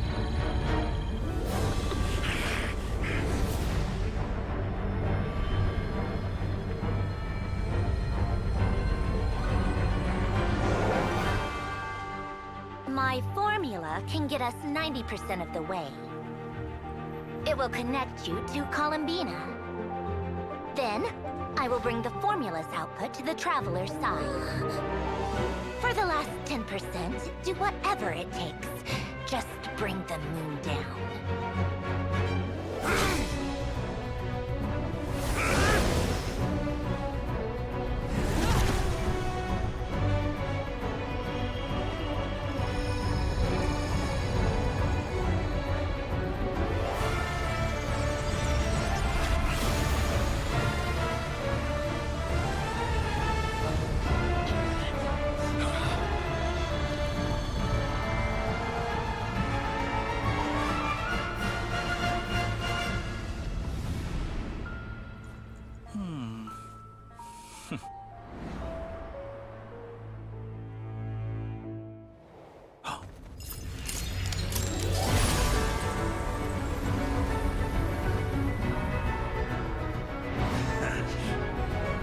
The moon will never be yours.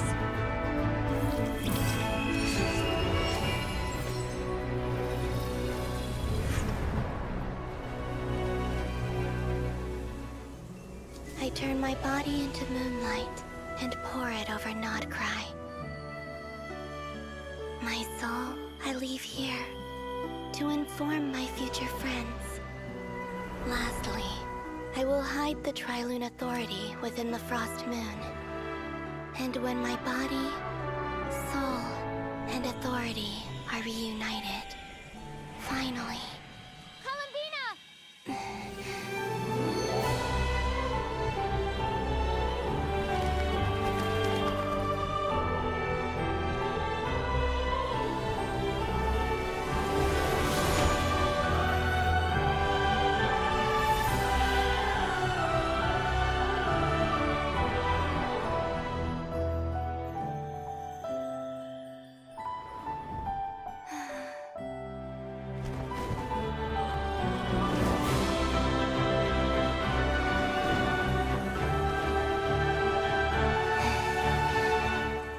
It's been too long. I'm back.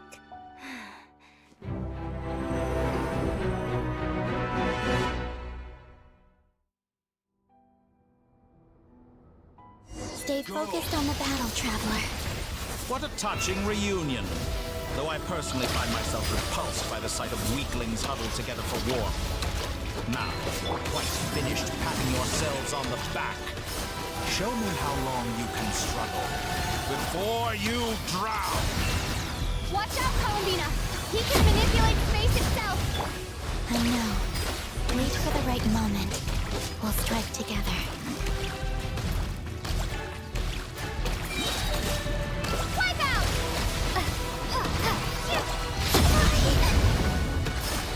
How dumb! Did you honestly think that would hit me?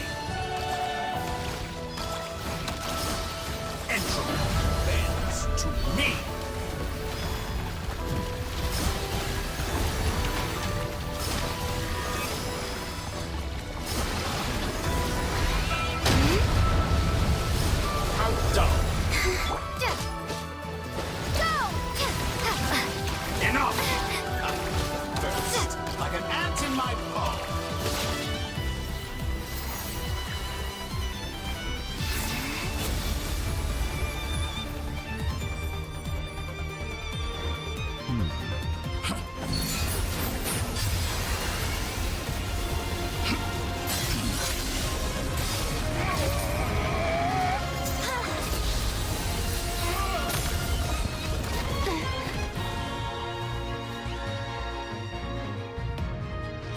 grant you the new moon's blessing.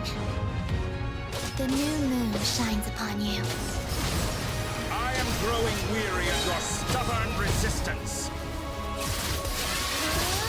It's over, Dottore!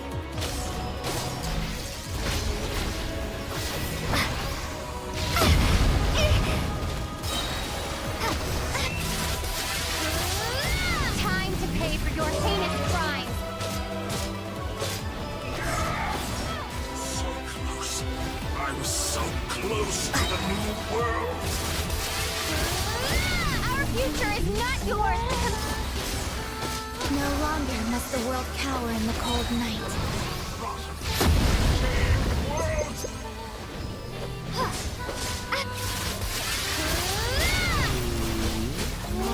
Let the moonlight dispel the darkness.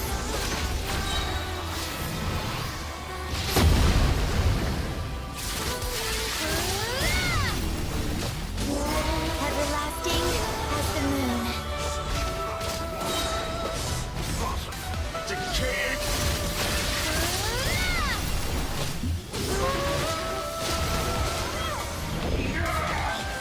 So close. I was so close to the new...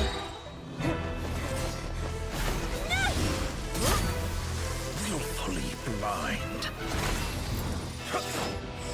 How can you be so satisfied with your fate?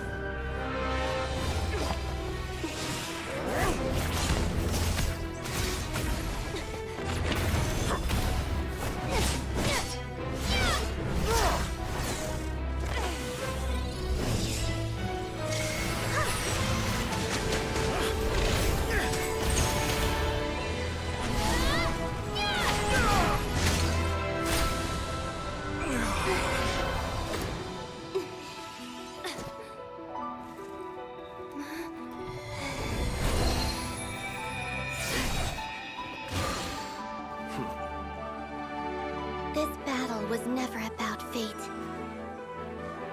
It's about friends, family, and the home you stole from them. So dull. Only the weak rely on each other for comfort.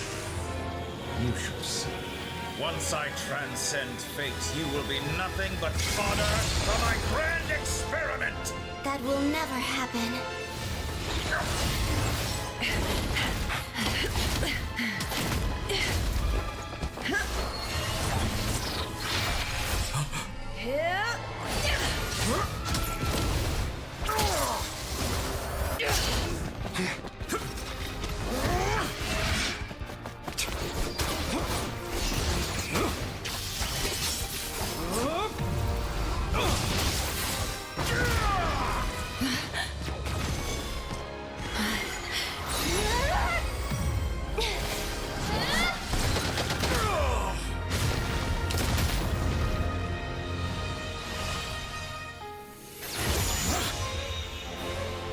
Today, the moon lights up this world once more.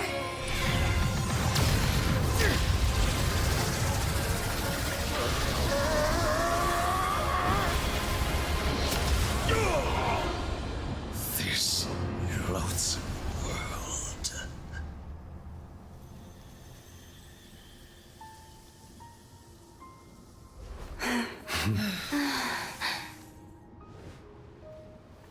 No, this world is our home.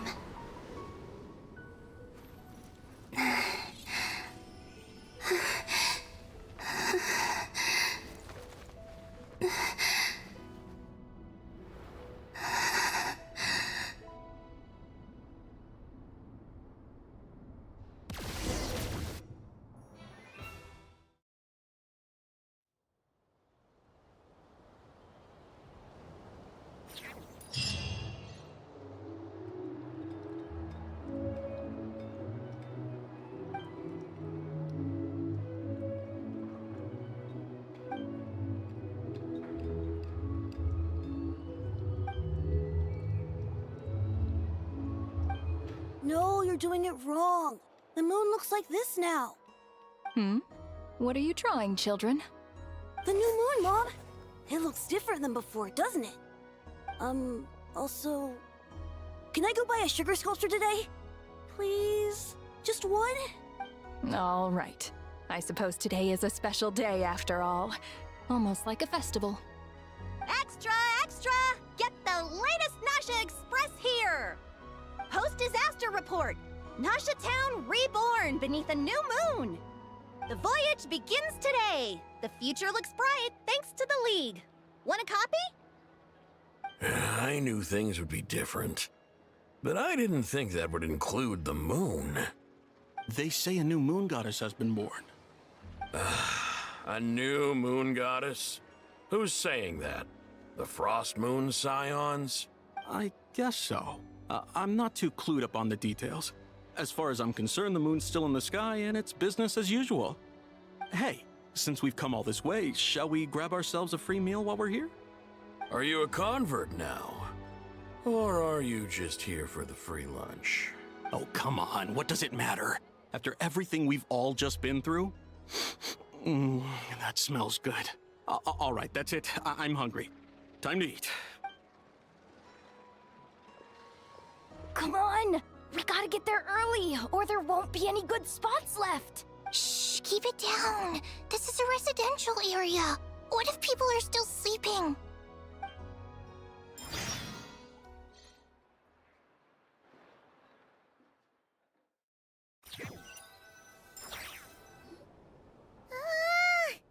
Why is it so noisy outside? It's okay. Paimon was pretty much awake anyway. It's been so long since we last had a chance to relax, huh? Feels like time is moving slower than usual. What about you? Did you rest well? Still winding down from everything that's happened? Or are you wondering how our friends are doing? Or is it about what Dotori said to you? Okay, if you say so. But don't push yourself, alright? Let Paimon know if you need to talk. What we just went through was a lot. It's totally normal if you need some time to get back in your groove. Luanatar disappeared after Columbina came back. Apparently, she was part of Columbina's soul or something. Still, Paimon kind of misses Luanatar somehow.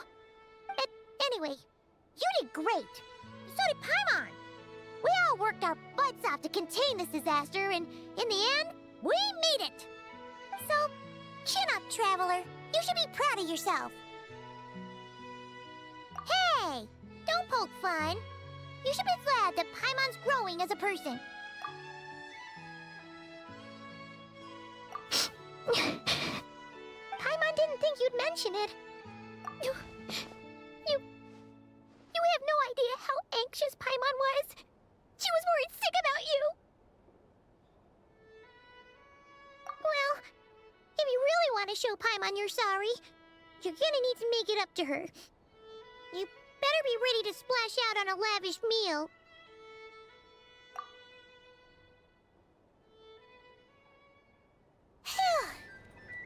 Okay.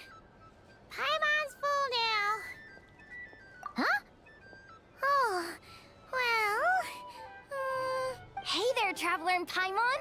Good morning! Morning, Yehoda! Here for some breakfast? Oh, I've already eaten. Just need some water. I was mostly worried you might forget what day it was today. So, I came over to remind you. Careful there, Paimon. Too much food will make you drowsy. Don't let anyone catch you hiding at the back and nodding off during the League meeting. You should probably be saying that to Aino. She's the baby of the group, if anyone. True. You know, I'm surprised that all these competing groups are actually coming together to try to solve things together. Definitely a first for Nodcry. Well, nothing like a region-wide calamity to bring people together. After that, surely even the most self-interested people have to realize that going it alone isn't worth the risk, right? Try telling Boss Neff that. She's not exactly convinced that people are gonna get with the program. Really? But if she's so pessimistic about it, why Why'd she agree to be the Curatorium's representative in the League? Probably 'cause even though Unity sounds like a pretty far-fetched idea, the benefits it would bring make it worth a shot. I think things will work out, though. I swear, Notcry feels like one big family now with everything that's happened. More than it used to, anyway. Paimon's with you on that one. And it seems like plenty of other people agree, too. Just listen to the bustling streets. All right. Everyone's been rebuilding these last 2 weeks, and the evacuees have been coming back in droves. Life's slowly returning back to normal. Which means my workload's probably gonna shoot back up. Were you about to head out? There's still some time before the ceremony begins, you know. Yeah, we were gonna take a stroll around the square and say hi to some friends first. Sounds good. See you later then.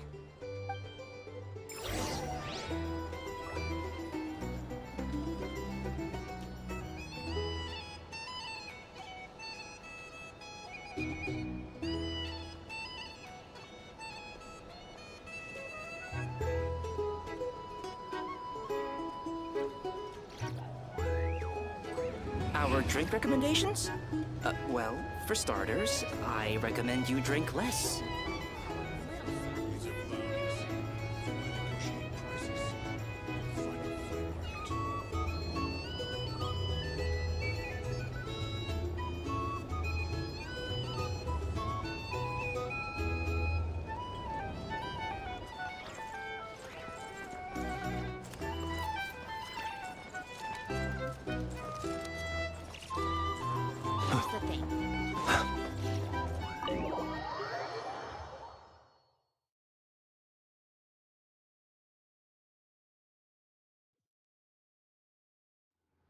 Please accept today's boon.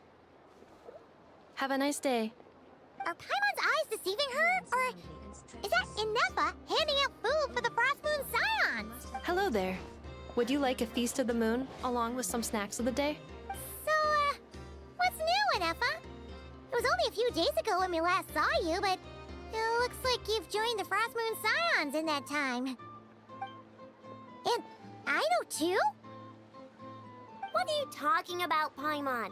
We're just here to help, duh. In the wake of the disaster, it's all hands on deck. We responded to Lama's request for support. At times like these, the smallest good deed can inspire others and help them through the hard days ahead. And we're using eggs and heating tubes to make that a reality. In true Krumkake Crab Shop style! Inefa! Did you hear that? The Traveler said I did good. The Traveler! That's because it's true, I know. Proposal. If you can resist eating today's dessert, I will provide you with compliments, too. No way! Well, that proposal got shot down quickly. I need something to get me through the hard times too, you know. Mom! Yes, dear. Go right ahead. Excuse me. Could I take a photo with the robot lady? She helped us get safely out of Notcry, and she helped us get back home too. She's the best. Of course she is. And since I'm the whiz kid who built her, that makes me even better than best, right? But you stole my snacks though. Oops. Shall we move to the open space near the center? The view there is better. Thank you. Aren't you the better pick for this job, Flint's? You underestimate yourself yet again, Master Ilua. Not at all. I rarely come by Nasha Town. I don't know any of the big shots here. All in good time. Socializing is a step-by-step journey. But you're much further ahead on that road, aren't you? You're not seeing the full picture. You know the truth now. My friends do not understand my habits. There is no question about it.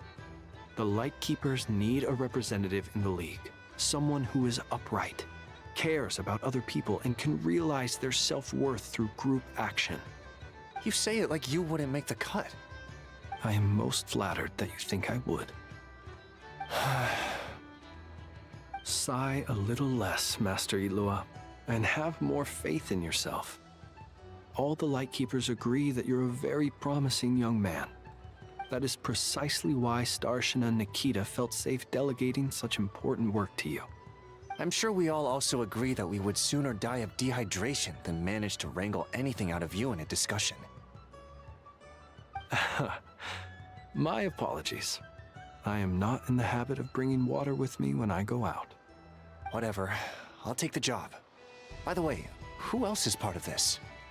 Oh, it's quite the who's who of Nodcry. There's the Moon Chanter of the Frostmoon Scions, the boss of the Curatorium of Secrets, a representative of the Voynich Guild, and even someone from the adorable Krumkake craft shop. I'm sure you will find speaking with them to be a genuine pleasure. If you say so. I've never done this work before, so I'm honestly a little scared of making mistakes. But I'll do it. Not only is it our duty as Lightkeepers, but because I want to make Nodcry a more welcoming place. An admirable attitude to take. The beacons are lit, Itlua. We're but one step away from breaking through the blizzard. We have the chance to band together and build our shared homeland into an Elysium. This is unprecedented for Nodcry. An opportunity not to be missed. Yeah. You're right. I'll do my best. Quite a few familiar faces have arrived. Let's go, shall we?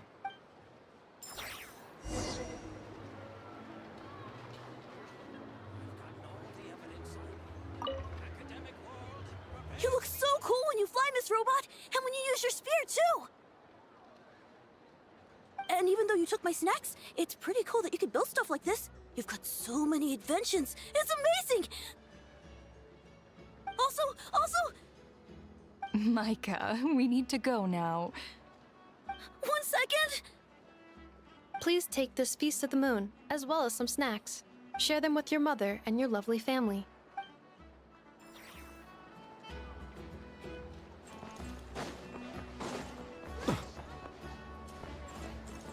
Use your head, kid. Look more, weep less.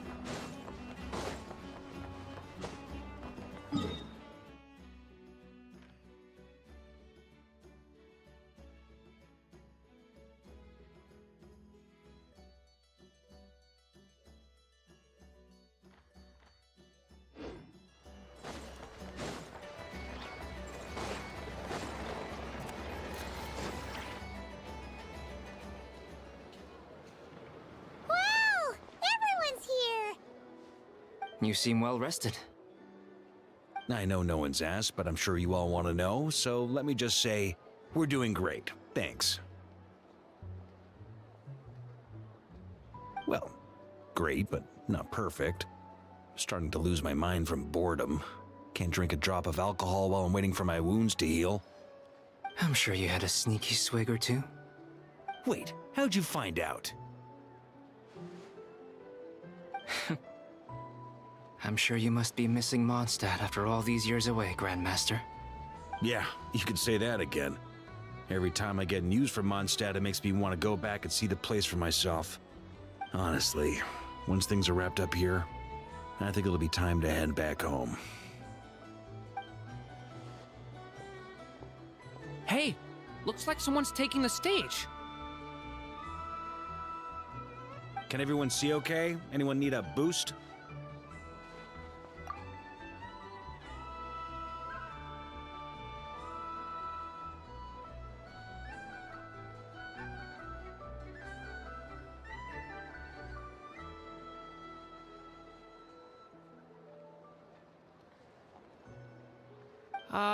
I'll just listen from the back. It's fine. You're taking this pretty seriously, huh, Durin? Well, it's not every day that I get the chance to see how people speak in official settings. Soak it up like a sponge. I'll make sure you get a chance to practice for yourself later down the line.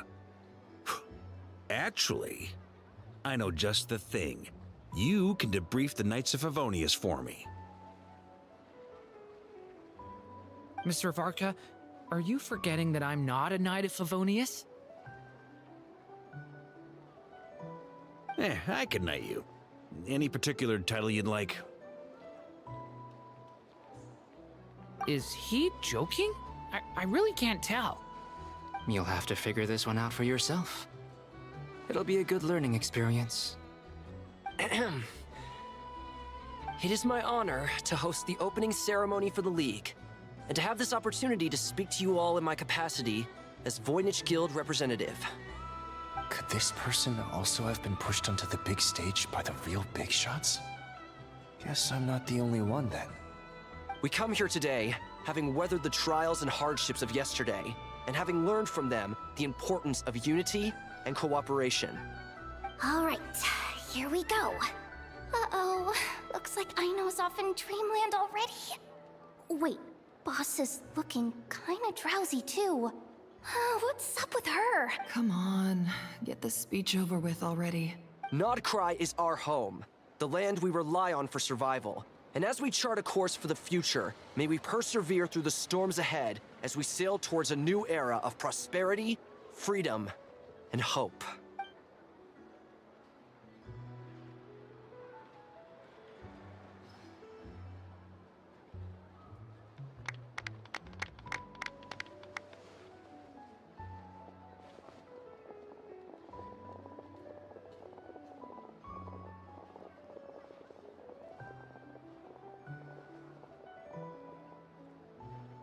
Looks like we'll have more opportunities to travel in the future. I'm sure you'll cope, Lady Moonchanter, given how fleet of foot you are. Unfortunately, I suspect I'll be too busy at the curatorium to act as your host. We have a busy schedule, not to mention an international network of contacts to manage. It'll be all right. I'll just check your schedule with Yehoda well in advance. And if she's not available, I can simply ask Ashru. You... So giving my employees extra workload isn't enough for you? You're really going to drag my cat into this too? I thought you'd approve. Aren't you forever increasing your employees' workloads? That's a bold statement. Are all the Frost Moon Scions feeling more audacious now that your moon goddess has returned? Columbina's return has brought joy to all who care about her. That includes both you and me. As for the Frost Moon Scions, we are learning how to thrive independently, without relying on the moon goddess. It is up to us to make our home a more livable place. Joining the League is one of the steps we are trying towards that end. I like the word try. It's nice and non-committal. You can opt out at any time and still say you tried. You don't see a bright future for the Frost Moon Scions? Or did you mean the League? I'm just not as optimistic as you.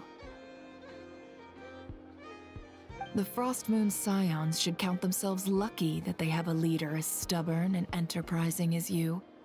But Nodcry's a big place, with all kinds of people. Most of them don't enjoy answering to a leader, or even listening to reason. Well, that's where you and your methods come in. Unless the Curatorium of Secrets is only here for appearances. For now, yes. And that won't change until this venture becomes worth my while. What would make it worth your while? Getting out more than I put in. Right now, I'd barely break even, but I'll grant that it's a good start for Nodcry. Then maybe it's worth a try. All right, you can stop now.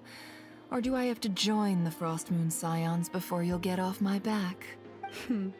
You'd be very welcome to join us. Hey, you two! Congrats on all your hard work!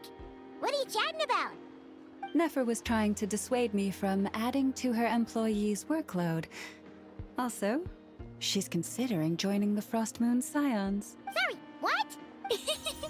Your conversations are always the most interesting. Would you two care to join me for some tea before heading to your next destination?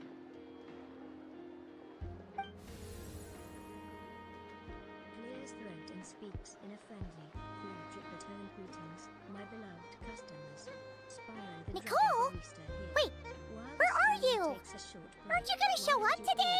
Sadly not. I'm otherwise occupied right now. I'm sorry, Paimon. I can hear how disappointed you are. If it's any consolation, let me say that how things appear on the surface is a far cry from what they are at their core. Perhaps you'll feel better if you focus on the fact you have a special line of communication with the great mage herself. Okay? Has something happened? No, or not yet, anyway. Well, that's not ominous at all. Not for the time being. Just think of this as a general check-in to make sure this communication system is still running smoothly. Besides, it's good to chat once in a while if we want to maintain our friendship. You could've just said so. Paimon got all worked up for nothing. Still, the best friendships are built through face-to-face interaction, you know? It's never gonna stop being weird having tea with you when you're not there and just talking to thin air. All right, fair point. I'll bear that in mind for next time. Next customer comes. Okay. Drifts off to sleep.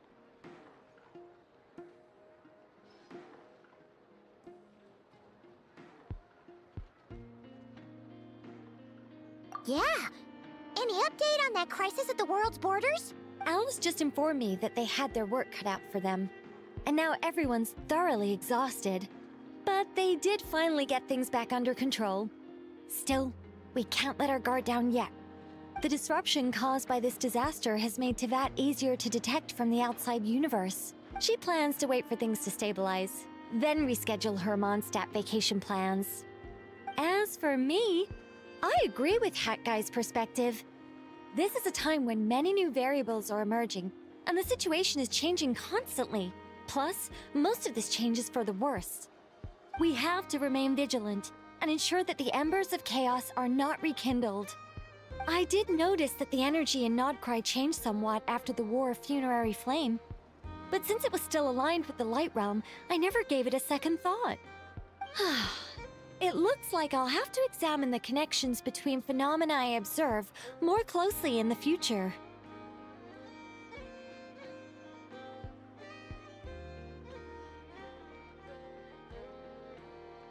Just doing my duty. It's more or less second nature by now. Of course. To give you the full picture, I'd have to start with the substance from which angels were formed. Never mind. Paimon's right. Showing off my knowledge would be much more satisfying in person. By the way, you did receive the gifts from the Hexen Circle, yes? I'm not trying to claim credit or anything, but my pride demands that I at least mention it. They're quite similar to the protective talisman that Alice gave Dory, but with some very special enhancements. Oh! So that's what kept our friends safe when Dotori trapped them. Indeed. We went to great lengths to make sure they were invisible to his eyes. I'm so happy they came in handy. Still, not fishing for gratitude, by the way. I just want you to be aware that sometimes your friends may be protecting you in ways you cannot perceive. Anyway, I'll contact you if anything else crops up. If not, you know what they say, no news is good news. Oh, my angelic instincts are tingling. They say you should head to the docks next. Your friends are about to board their ship home.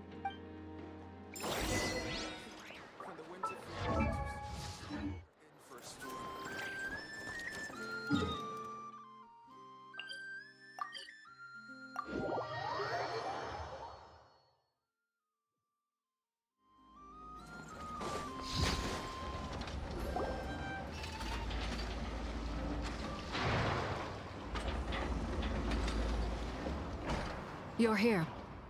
You're here too, Hat Guy. Are you heading back together? No. I'm bound for Sumeru, and she for Fontaine.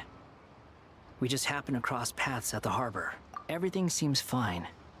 Sandrone may have an abominable temper, but she's always been very responsible with important calculations, and things entrusted to her by valued friends. You always speak as if you know us inside out, Mr. Hat Guy. Maybe I'm just a good judge of character. I certainly hope that's all there is to it. Regardless, you have been a significant help in this matter. For that, you have my gratitude. I didn't do anything special. Sandrone's the one who completed a seemingly impossible formula and turned the tide of the entire battle, even giving her life in the process. She's the one we should be thanking. Even we were unaware that Sandrone had hidden the real formula inside Polonia's body. She managed to fool Dottore into thinking the formula was running in her system by installing an identical-looking decoy within her. She probably realized that she didn't have the strength to stop Dottore. But this way, she could at least get him to lower his guard. She always worked like that. Always had a backup plan. Well, that's why I'm traveling to Fontaine. She made a request of me long ago, and the time has come to fulfill it. Think of it as her will. She said that should she ever fail in a mission, she'd like me to deliver her core and Polonia's to the Fontaine Research Institute. She also mentioned that she had made arrangements for people there to set her affairs in order. Some of her personal effects, such as her notes, were left to me. I've decided to take them back to the House of the Hearth. For safekeeping, primarily, but also as mementos, I suppose.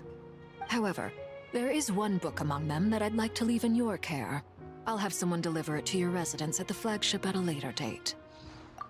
No, I was specifically warned not to tell her. This is her last wish, and I will abide by it. I can only hope so, but none of us here can know for certain. I bade farewell to Columbina earlier today. As promised, she turned the iridescent moon's marrow over to me. She spent a long time with Sandrone's body, saying her goodbyes. Oh, is she alright? Sandrone's passing has left a great wound in all of our hearts. It will take time to heal, but Columbina surprised me. She offered me some words of comfort before I departed. Despite being grief-stricken herself, she showed an awareness of the feelings of others around her. She never used to act like this. Clearly, she has grown. And I suspect that we have you to thank for much of the change we are seeing in her. After these recent events, the Tsaritsa has revoked the Pale Star Edict. Snezhnaya now realizes that the arrest warrant for Columbina was just a ploy by Dottore, who coveted her powers. I shall return to Nodcry to see her as soon as I find the time. I hope that from now on, she too will explore more of the world. Columbina Hyposelenia's journey is only beginning. My ship is here. Traveler, Paimon, we shall meet again. You too, Hat Guy. What are you still bumming around for? Isn't Columbina waiting for you? I thought today was the day you'd agree with her to go find out the truth about your sibling. You're afraid you won't like the truth when you see it. Well, this is new. I was starting to think that nothing could scare you. Don't say that! Wouldn't you be if you were in this situation? Fair point. But I'd say I have more experience facing up to unpleasant truths than the Traveler. They say blood's thicker than water. I know how much you need your family back. More than you need any of your friends. And I'm sure that all your real friends understand that too. No matter what the truth turns out to be, they will stick by you and support you, whatever decision you make. Finding the truth is important. But more important still is what you choose to do once you've found it.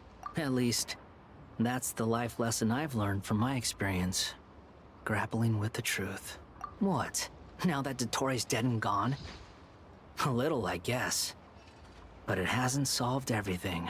Maybe I regret not getting to end his life with my own hands. Or maybe it's something else.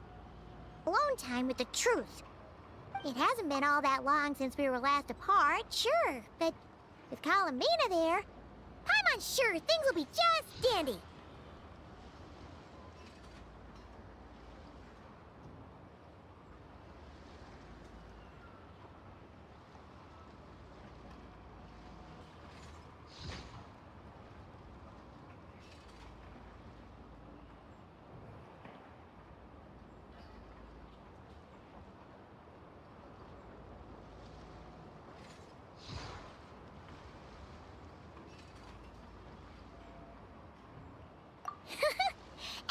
biggie. Paimon might be all about that food and fun, but she knows how to do right by people. Paimon's sure you'd prefer to digest the news about your brother in peace. But, no matter what you see, just know you can share it with Paimon. Of course, as long as it's not super private. If you can't make sense of something, let's give it some thought together. And even if we both can't figure it out, Paimon can at least treat you to a nice meal.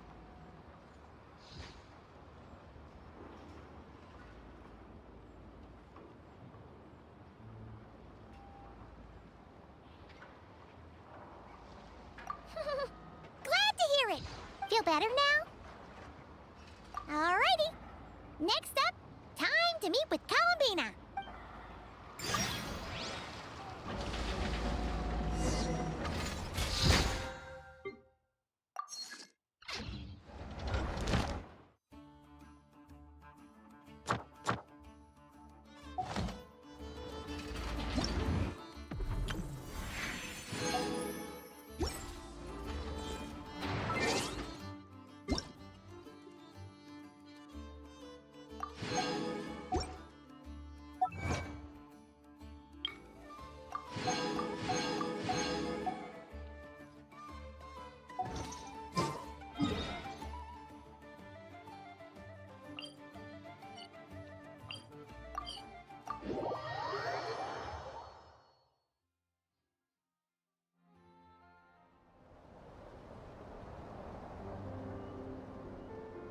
Columbina, we're here! Can't quite believe we're meeting out here. We've gotten used to walking over to Silver Moon Hall whenever we go see you. Well, you're still welcome to go there whenever you want to see me. It's just, now that it's all over, I've decided to make some changes. Try and fit in with the Frost Moon Scions, like Llama suggested.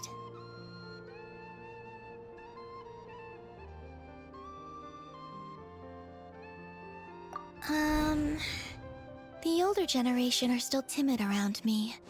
They don't dare get too close, and they bow their heads when I walk by. But things are much better with the children. I see more curiosity in their eyes. Hopefully, by the time the next Moon Prayer Night comes around, I can enjoy the festival with them as myself, without having to pretend that I'm only dressed up as the Moon Goddess. You'll do fine, Columbina. Paimon's sure they'll realize you're super nice once they get to know you better. You really think so? When we first met, you thought I was a little up in the clouds. We were just starting out then, come on! So Llama told you, huh? I'm only teasing.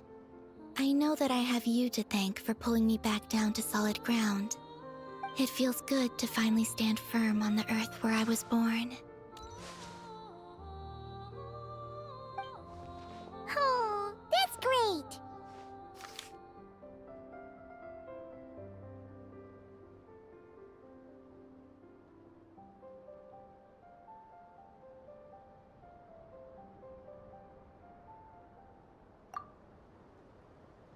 Thank you. I'll make sure not to lose it this time. Well then, are you ready? Ether, what happened to our spaceship back then? Why did you leave? It's time to learn the truth at last. I'm ready as I'll ever be. Good. Then let me open the way for you.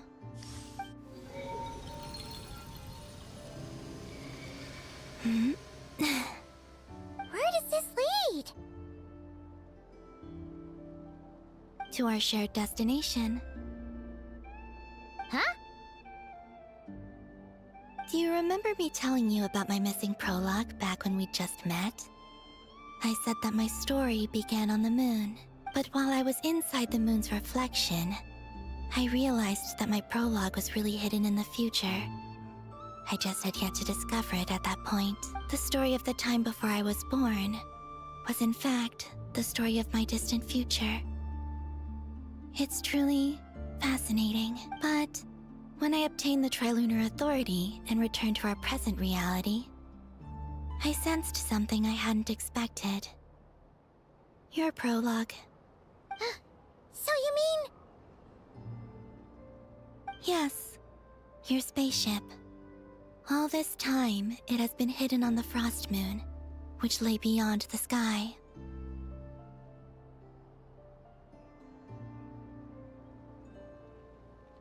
The great ruler of the firmament. The heavenly principles. Wait, them? Why would they do that? I don't know. Perhaps your ship contains something that is incompatible with Tevat. Or something that cannot be known. Oh, did I pick a bad time to say this? I know it must have been hard to work up the courage to do this. Maybe I should have waited until you were on the moon, with no chance to back out. That would have been kind of mean, you know.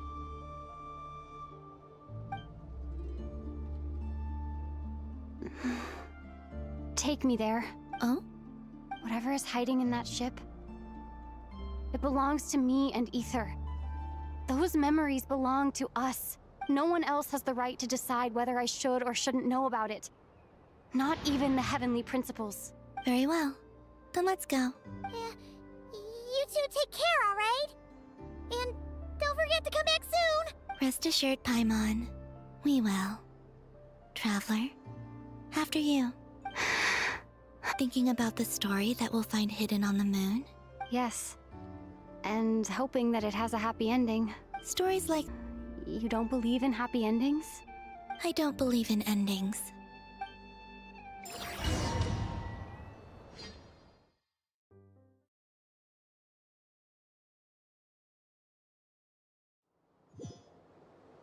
Where am I?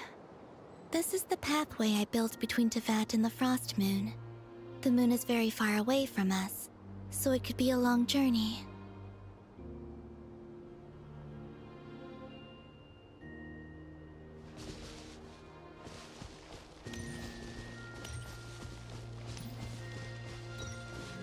After I obtained the Trilunar Authority, I unwittingly saw past events from many of my friends' lives. One was Lauma. She was so young when they chose her to be the Moon Chanter. From then on, the Frost Moon Scions looked to her to bring messages from their goddess. But, for better or worse, I had left Hisi Island before she was ever born. It was not until much, much later that she met me. I think it's for the best. Because of the way things turned out, you had the opportunity to become friends. You're right. In that sense, I think we were both very lucky.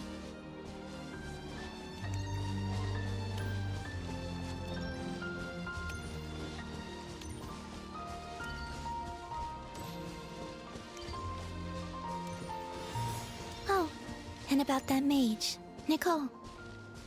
I only recently learned that she has lived in Tevat since the time of the Three Moon Sisters. The Moon Goddesses always had a good relationship with the angels. I suppose our friendship continues that tradition.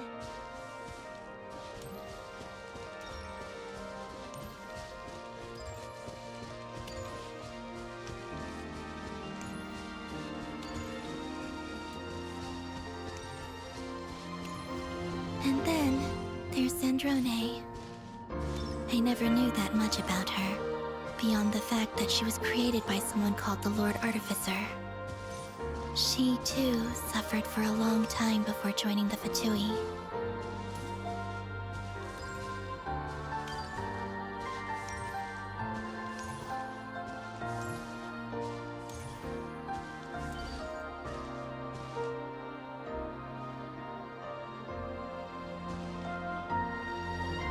How I wish I could talk to her again, even if only to hear her say nasty things to me.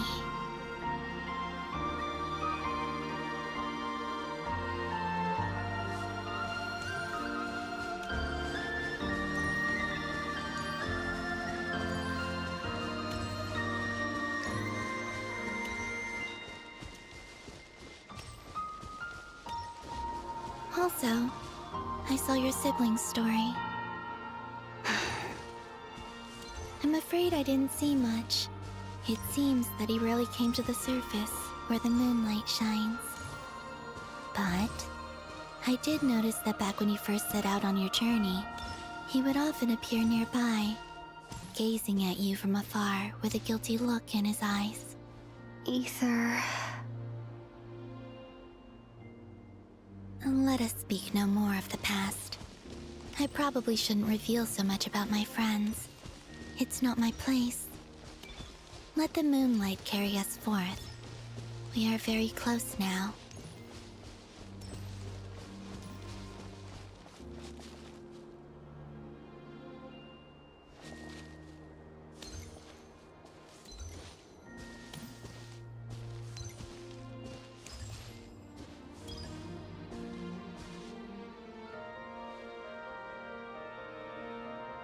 After this, I'd like to bring some kuhenki to the moon as well.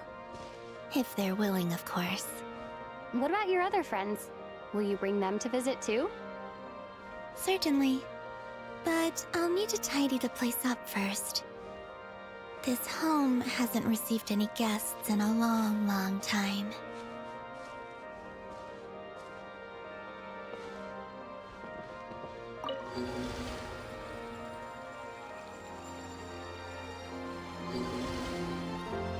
I remember writing something similar with you on Moon Prayer Night. I believe it was called... Dodoko's Whirligig. Yes, that was it.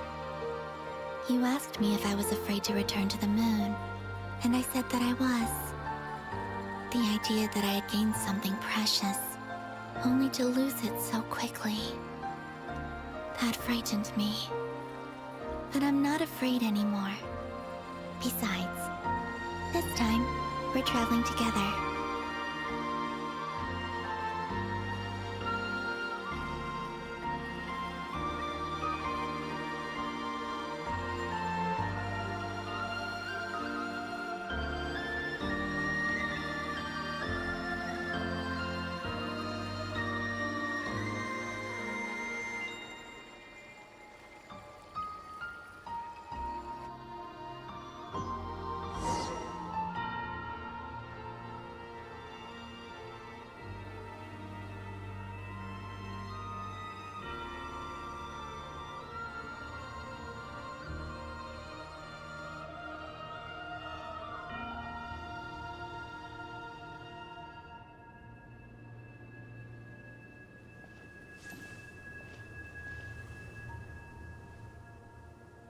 We're here. Over there.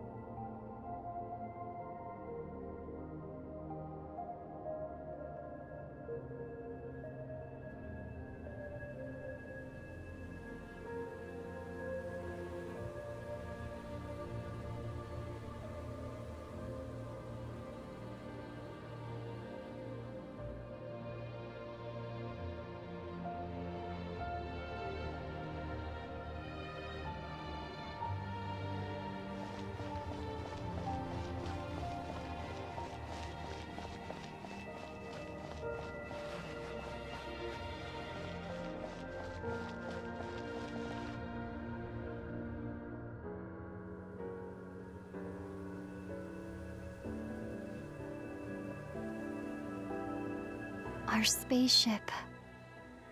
It's huge. I suppose that the moon is the only place one could hide it. It'll be all right. Huh? The way you feel in this moment, I went through it too, on Moon Prayer Night. The door was right in front of me, but I struggled to find the courage to step through. Solitude for me once meant living a life in which even I was absent. Before I met you, that was the only life I knew. But that night, solitude meant throwing away the life I had gained after meeting all of you. Columbina. Go. Retrieve the part of your life that was once lost. Trust me, you will lose nothing by doing so. Look, Tevat is right there. All of our friends are down there, waiting for us. You're right. Thanks, Columbina.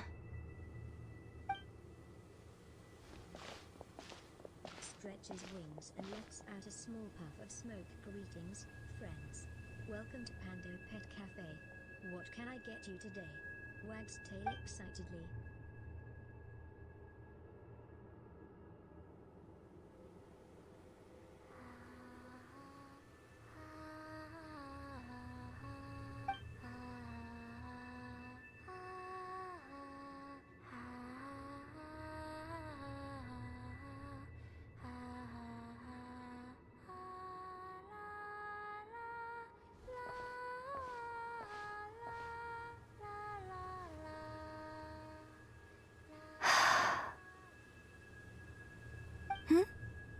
Finished? Yeah. Why did you take your eye mask off? Well, since my return, I've decided to take more opportunities to see the world with my own eyes. Besides, I've always wondered how Tevat looks from the moon. And what do you think? It's beautiful. I could spend a whole day here just gazing at it. What about you? What do you think of the truth you found? I haven't looked at another person's expression in a long time, but I think yours is saying it was neither good nor bad. Keep this up, and it won't be long before you give Nefer a run for her money. Oh, I don't think that's going to happen. I'm much more used to sensing what's going on around me with Kuvaki. I think I'll save my eyes for seeing special moments I really want to remember. I read the spaceship's flight logs. I always assumed that this was my first time in Tevat. I thought that Ether and I must have been hibernating in space for centuries on end, but the logs show that our spaceship flew over the skies of Tevat once before. A long, long time ago. Flew over? So you didn't land? No. The ship barely came to a stop before flying on again. After that, it continued traveling through space for a long time. Some of the data is corrupted, but I suspect that it kept flying for thousands of years. It was only after that that the ship made a forced landing in Nodcry. When Ether found me, he came from outside the ship. Could this mean that he left the ship long before I did? Maybe even during our first pass over Tevat? Are you all right? Yes. I can feel that the truth is coming together, one small piece at a time. I remember Ether telling me that when he first arrived in Conria, he could not recall the past. So this might be something that even he doesn't know. Here, I made some space for you. Your mind must be racing, and this seems like the perfect place to relax and clear your head. Oh, wait, there's one more thing. What is it? Wait here a moment.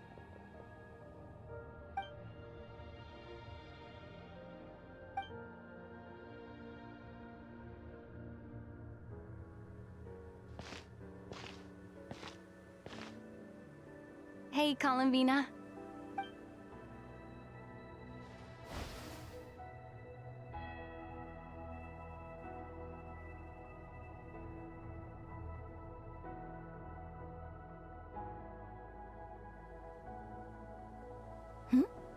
Is that a new outfit? An old one, technically.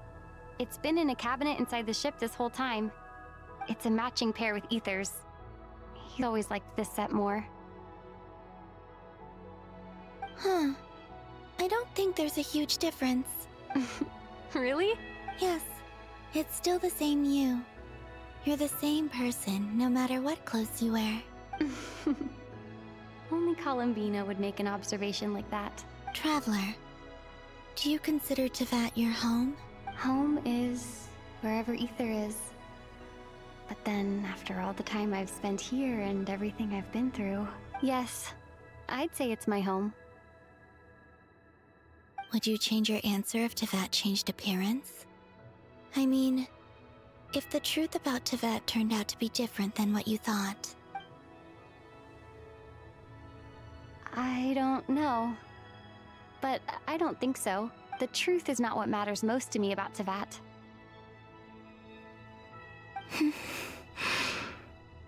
When I was first born, I longed for a home. And when you get something before you're mature enough to understand the world, you just take it at face value. I thought that a home was a transaction. You give me what I want, and I'll do the same for you. But you and your friends taught me what a true home should look like. You never asked for anything, yet you gave so generously to me. That's because your friendship matters to us. It was worth it. In the past, I thought that my birth in Nodcry must have been a mistake. But after journeying to the distant past where the story began, I realized that it was I who chose Nodcry to be my future home. Now, I am glad that I made that choice. I'm sure your friends are just as glad. In fact, I intend to make the same choice today as I did back then. What do you mean? Well, I've given the Eternal Moon's Marrow to Lauma, and the Iridescent Moon's Marrow to Arlecchino. And now, I shall return my Kuvaki to Nodcry again, that it may continue to protect my chosen home. Wait, but what about your body? Oh, are you worried that I'll disappear again? I won't. Not this time. The Frost Moon has now entered the false sky, and I am the Trilune Goddess. I am only returning to Nodcry the part of me that it needs. I am giving what I can, because my home is worth it. Oh, and I have something for you, too. For me? Yes. Come closer.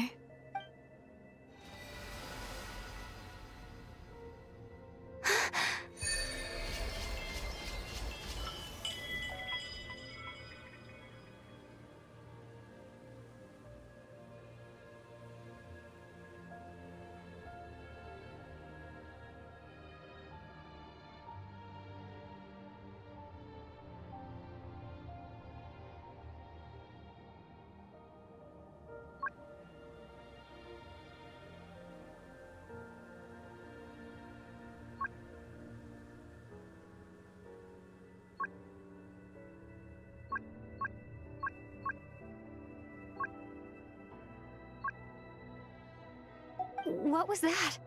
I lifted some of the restrictions this world placed on you. I trust this will help in your future adventures. My power. It feels like it's grown. I can use the elements more freely now. Thank you. This will be a great help. You're welcome. I see you as family, and after everything you've done for me, In fact, no. It's not because I owe you. It's because you're worth it. Here, this flower is for you.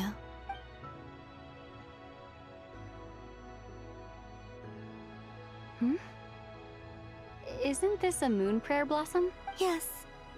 Don't worry. You will never see these flowers lose their color again. I'm finally discovering the joy of giving. How I wish I'd learned this sooner. Hey, better late than never. What are you thinking about now? Why don't you take a guess? You get... one shot. I don't think I'll get it in one guess. But I'm sure it's a happy thought. That's kind of a sneaky answer. I can't say you got it wrong, down into that. The moon seems so far away. I felt it might always lie beyond my reach. But on the moon, everything feels so close by. The haze that once enshrouded the skies has finally been dispersed. I feel like a traveler on a winter's night, starting a new chapter in my tale by the warmth of a bonfire. I don't have a lot of luggage, but I do have a lot of hope for the future. Well, what's next? Next? To start with, I want to stay here just a little longer. After that, let's return home and continue our journey.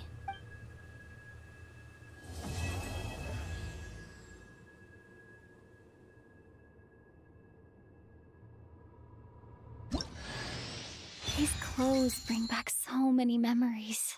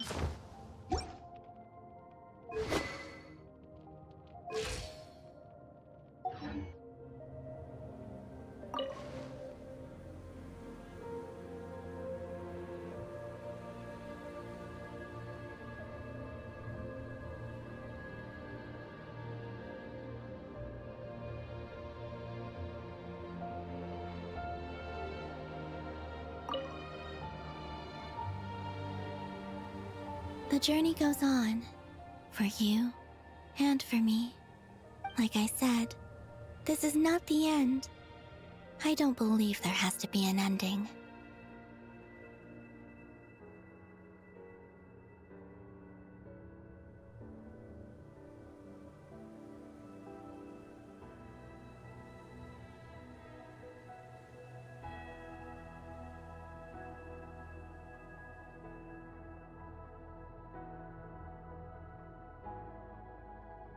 Oh, is that your next destination? Most people would probably tell you to pack some warm clothes. But I experience things differently than most people, so I can't know how cold it is. In fact, it is home to quite a wondrous heat source. I think they call it Kreshnik's torch. Every city in Snezhnaya is built around one of those. I sensed the energy it gave off as I was passing by on a railway train. It felt grand and distant. I also recommend the Korolievsky troupe in Snezhnograd. They give performances quite regularly, and entry was free for harbingers. I liked them a lot.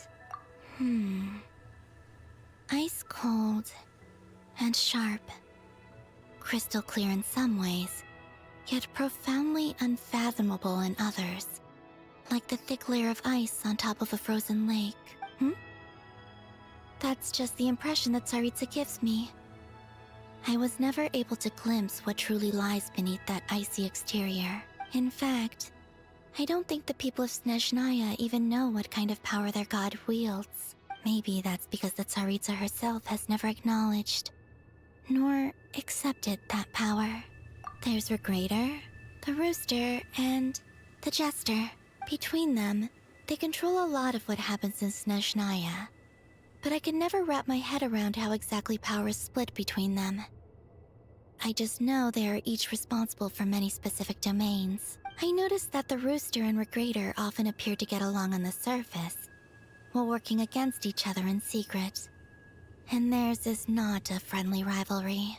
But I wasn't particularly interested, so I tended to keep my distance. Now that I think about it, the term Mistelton often seemed to come up in connection with Project Stuja.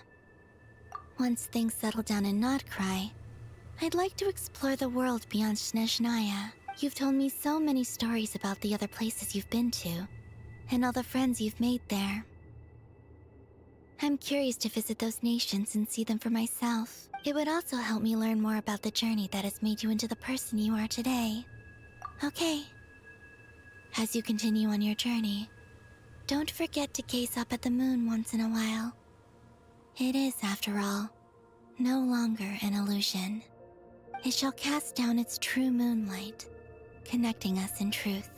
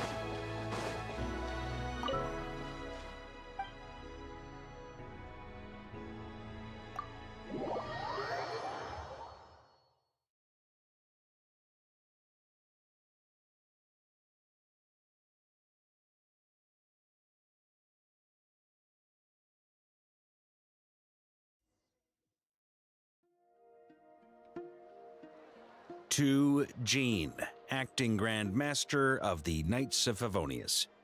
Ugh, this preamble is such a pain to write. It's probably high time we got rid of this acting business. I trust that Dern has updated you all on recent events. Hope we didn't worry you too much. The good news is, we managed to come together and put a stop to the Doctor's evil schemes. With that, I think it's safe to say that Notcry is finally out of the woods. As for the Fatui, not counting the Damselette, aka the Moon Goddess, who has left their organization, we found ourselves allied in this instance with both the Knave and Marionette. May she rest in peace. As ever, we find ourselves better off for making friends rather than enemies. But until we can ascertain the Tsaritsa's true intentions, the future remains uncertain. In a short while, wait, how am I meant to surprise everyone if I tell them in a letter that I'm heading home? Well, that would be a huge waste. Okay, got it. I will begin sending the expeditionary team back home in waves. I'm sure they'll be able to answer any questions you still have.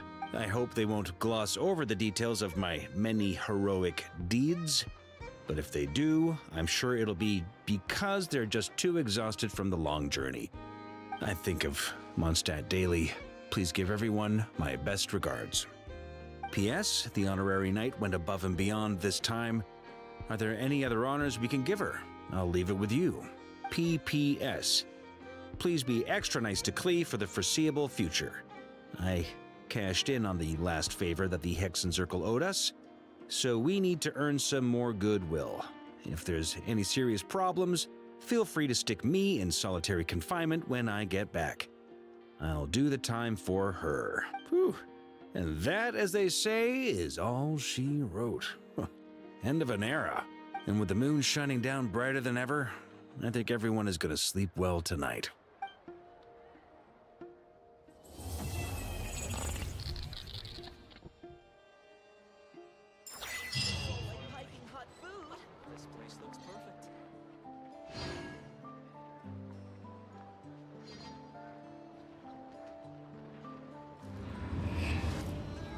Trust me, when it comes to local delicacies at Pyramida, nobody knows more than me.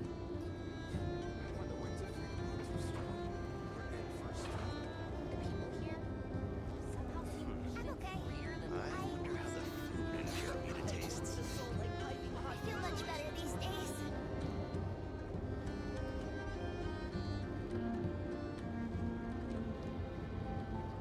Trust me, when it comes to local delicacies at Pyramida, nobody knows more than me.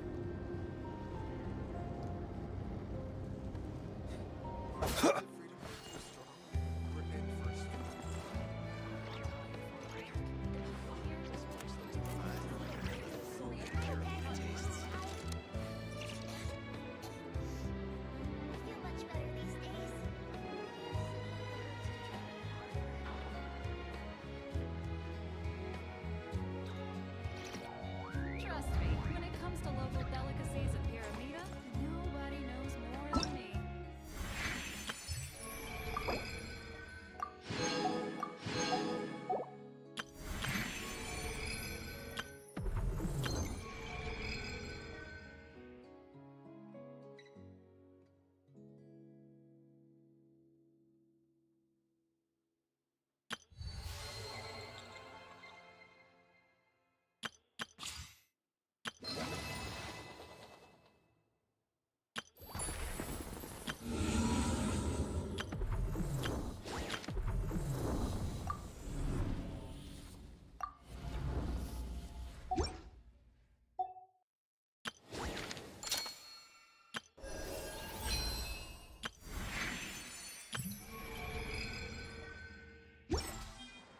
He who wishes to peer into the abyss needs simply to wander through Nodcry on a misty night. The march of the Wild Hunt will be sure to drag him into the darkness.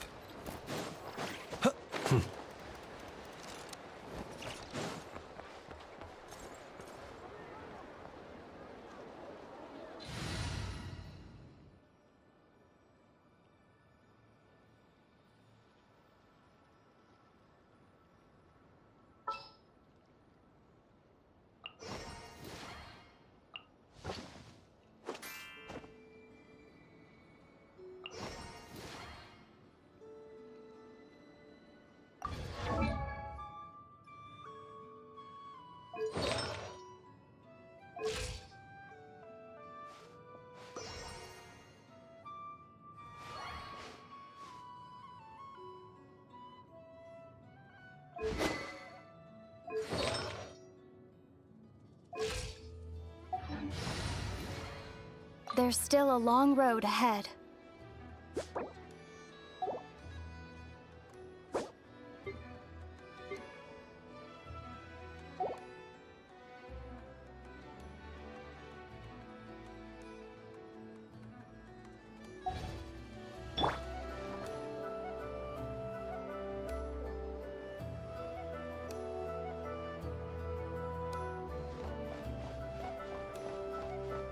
Add Ash.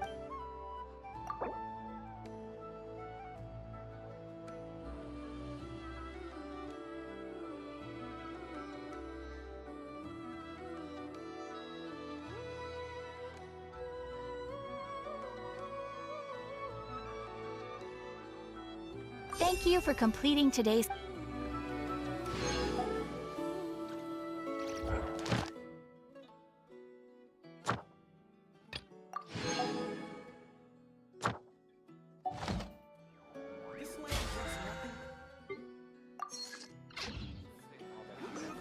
Naya, make a little extra by selling her.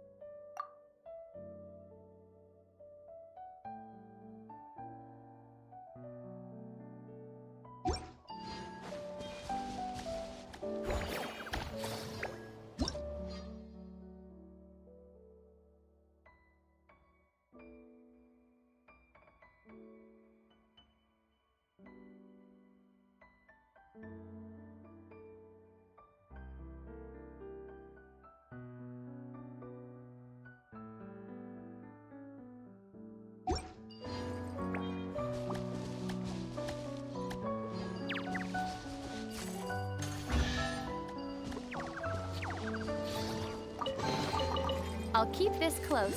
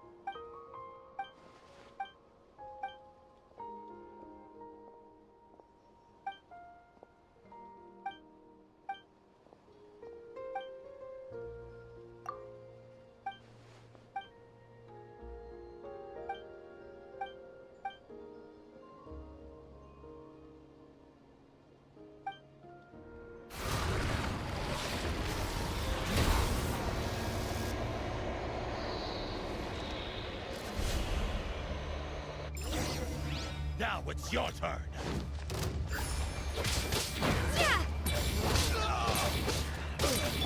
Close your eyes. Night falls.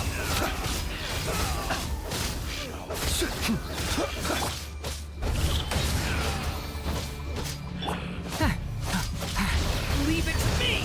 Decay! New life! Observe. The long sleep beckons.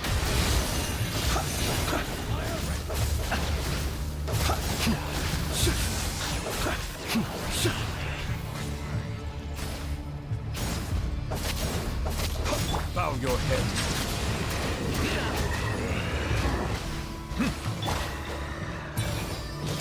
Close your eyes. Be silent. To dust.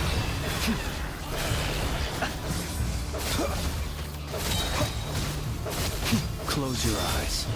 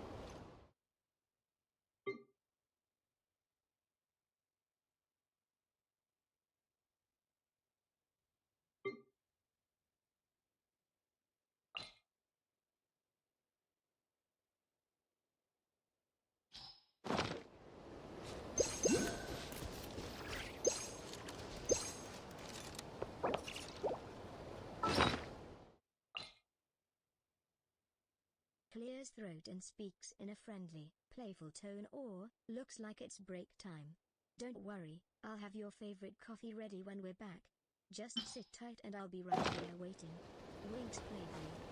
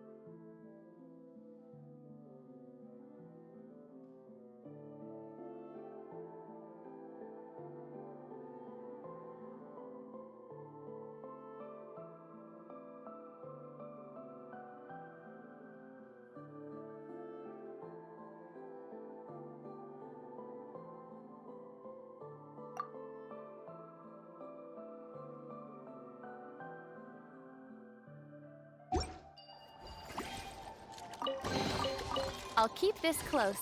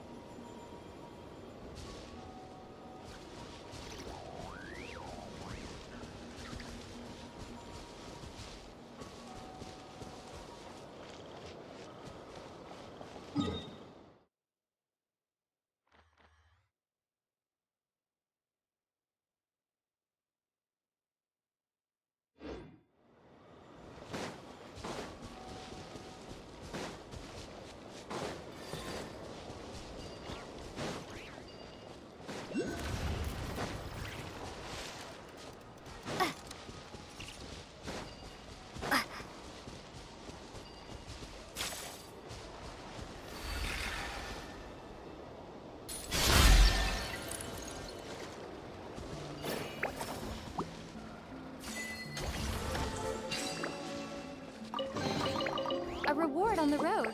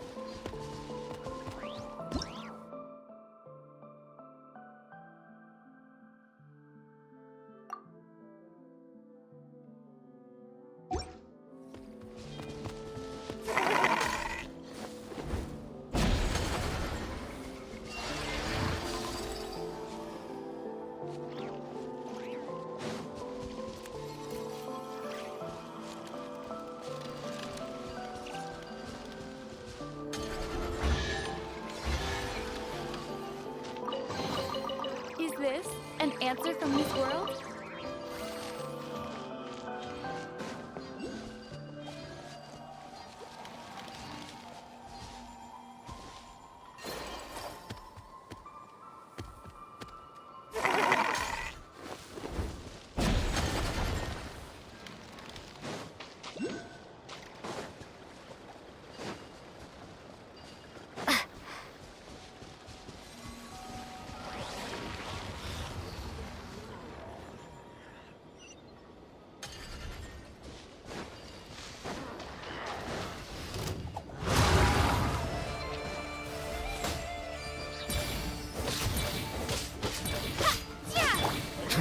Silence!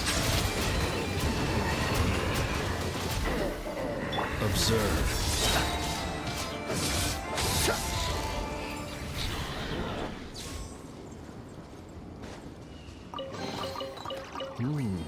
Not to be sniffed at.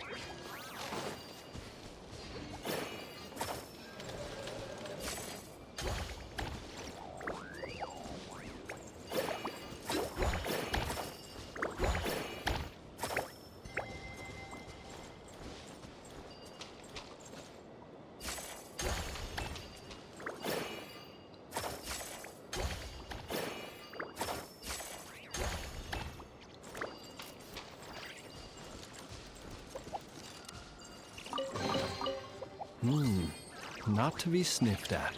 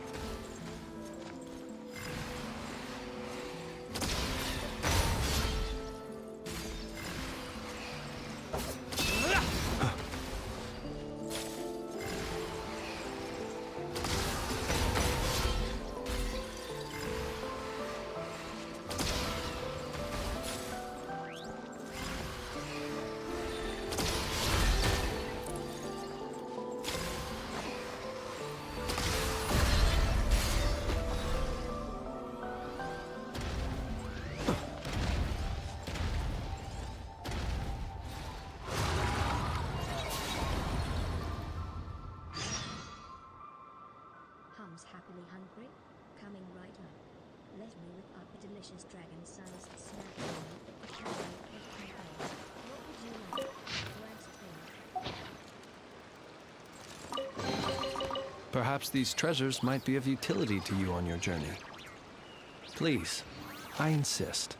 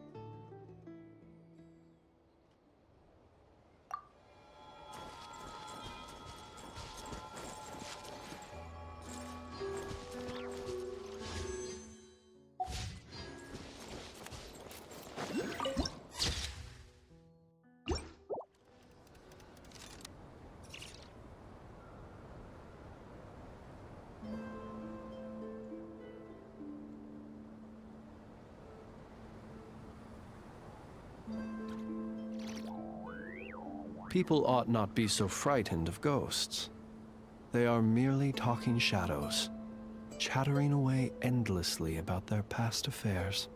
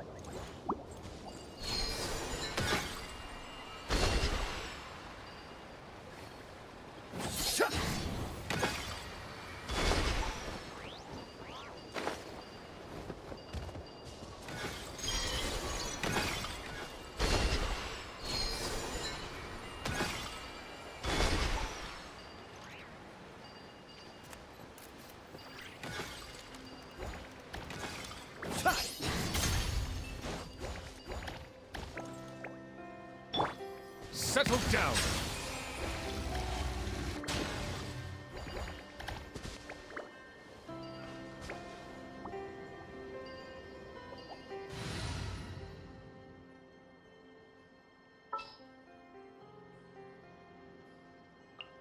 Behold, the princess.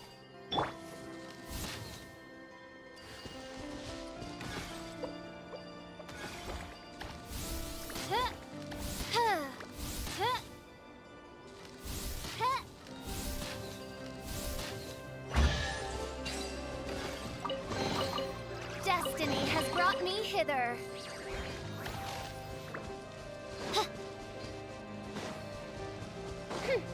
Oz, reveal. Stay away from me! Silence! Be sanctified.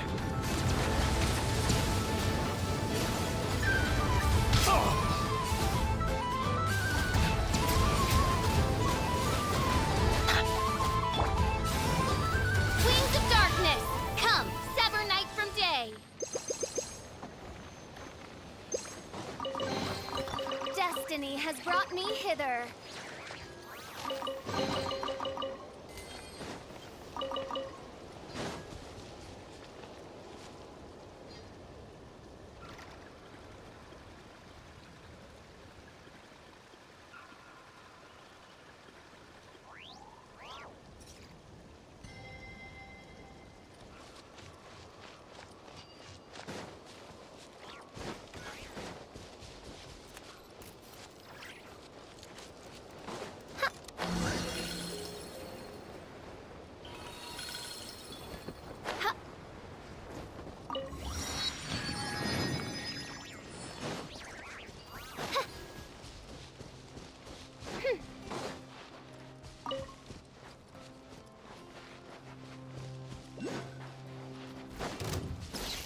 By royal decree.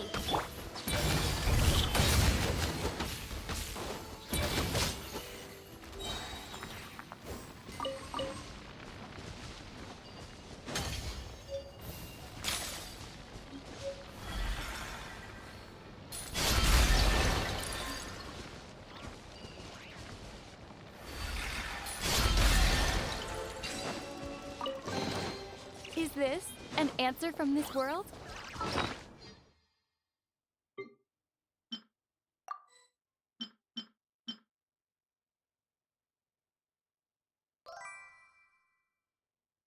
Welcome Nox_Bunnix. How can I help you today?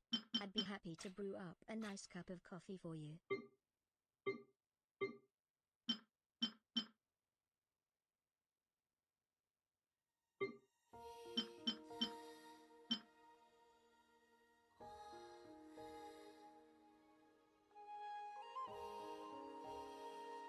chirps happily. Welcome to Pando Pet Cafe. What can I get you, my friend? A nice warm coffee to start your day?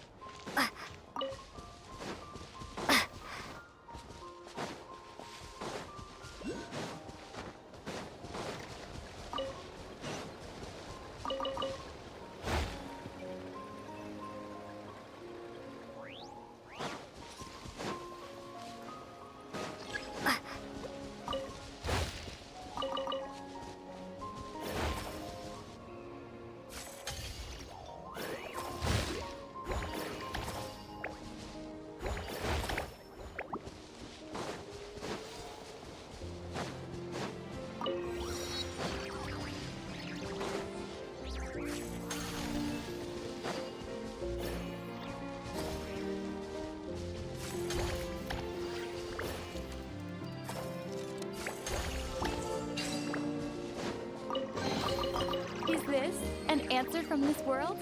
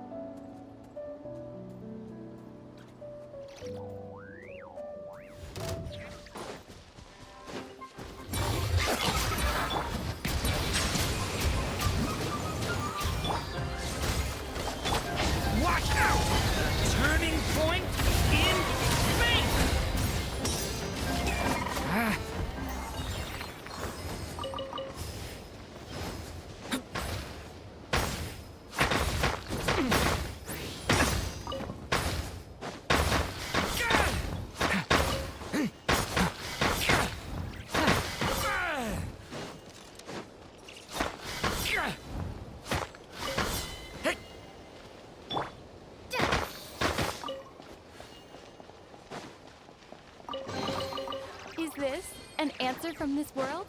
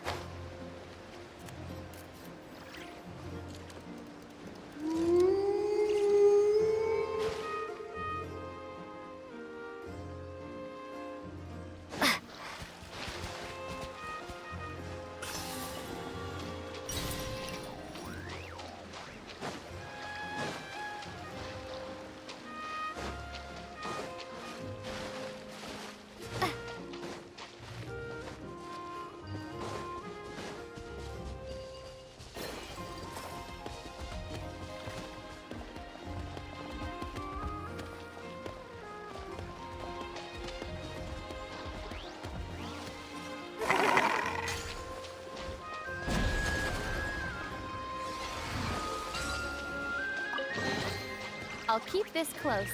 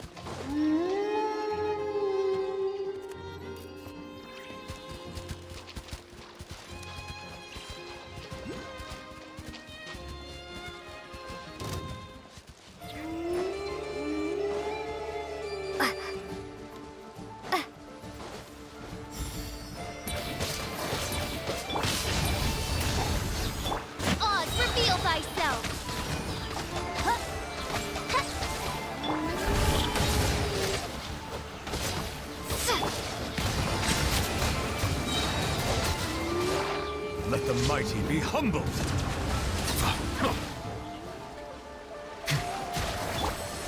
Midnight Phantasmagoria!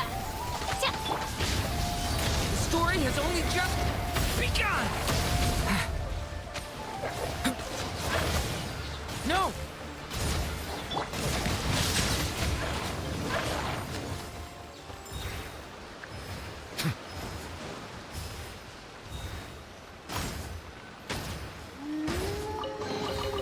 Let the record show that I verbally consent to relinquishing these items into your possession.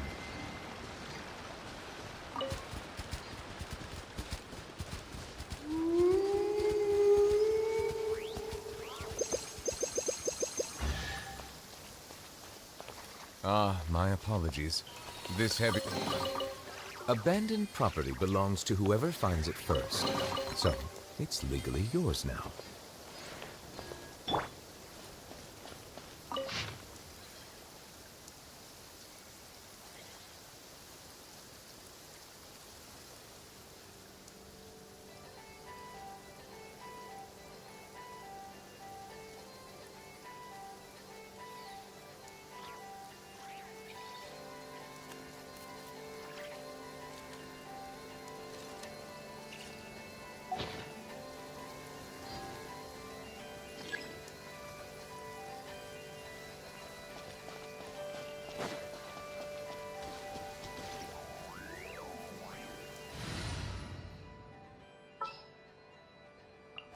A pleasure to fight by your side.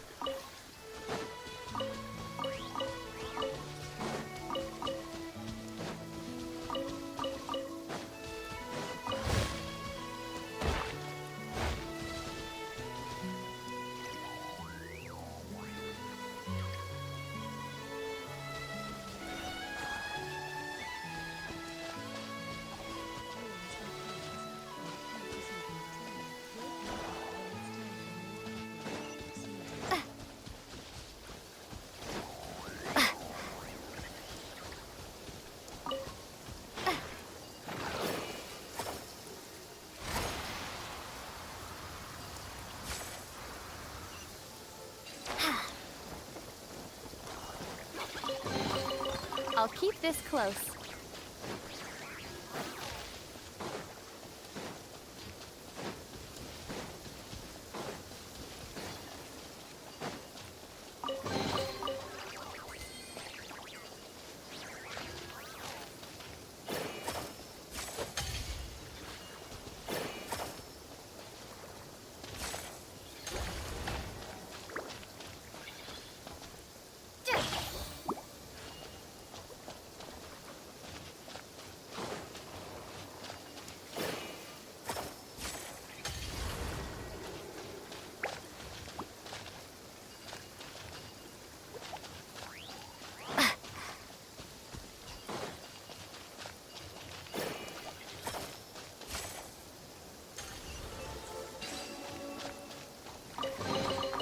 A reward on the road.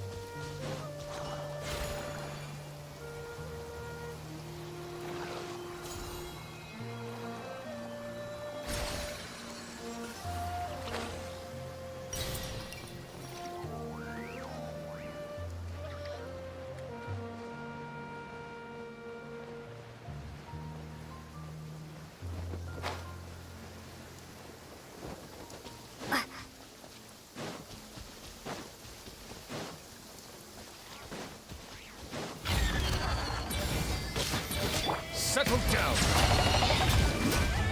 Be silent. Do you fear the dark?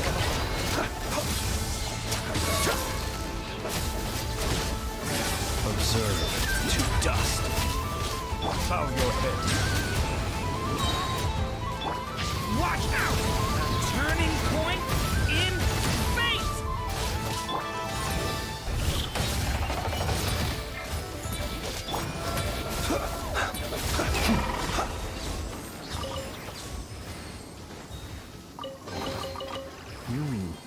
Not to be sniffed at.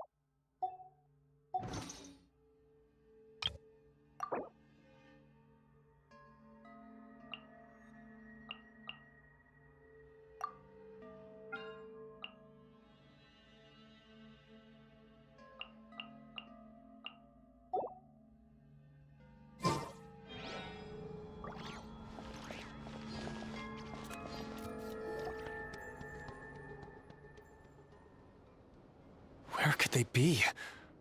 This is turning into a major headache.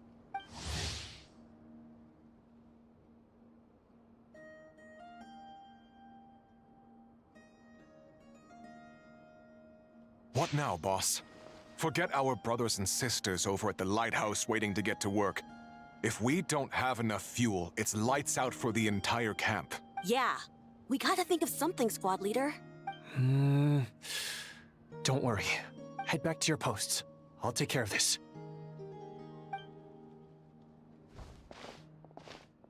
Traveler, Paimon, good to see you. Hey there, Eitlua! Why is everyone gathered here at the entrance? It's fine. Just a minor issue, really. And I'm already on the case. Come on, Eitlua! You're always trying to fix things by yourself on the down low. Just tell us, it couldn't hurt. Or is it because you're too embarrassed to say? No way. I just don't want everyone in town worrying about things that I can handle on my own. But since you're both part of the investigation squad now, I won't treat you like outsiders. Still, this isn't exactly the place for a chat. Come on in. I'll tell you more inside.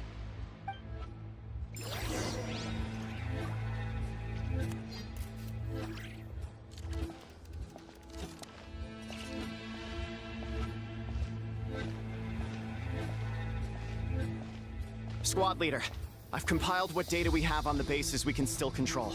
My report is over at the command post. Got it. Thanks, Roland.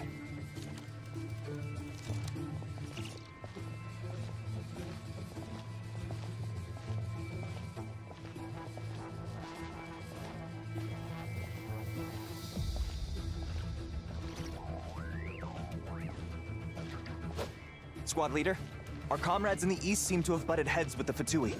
They say they're going to send someone over. Got it. I'll be over as soon as I can.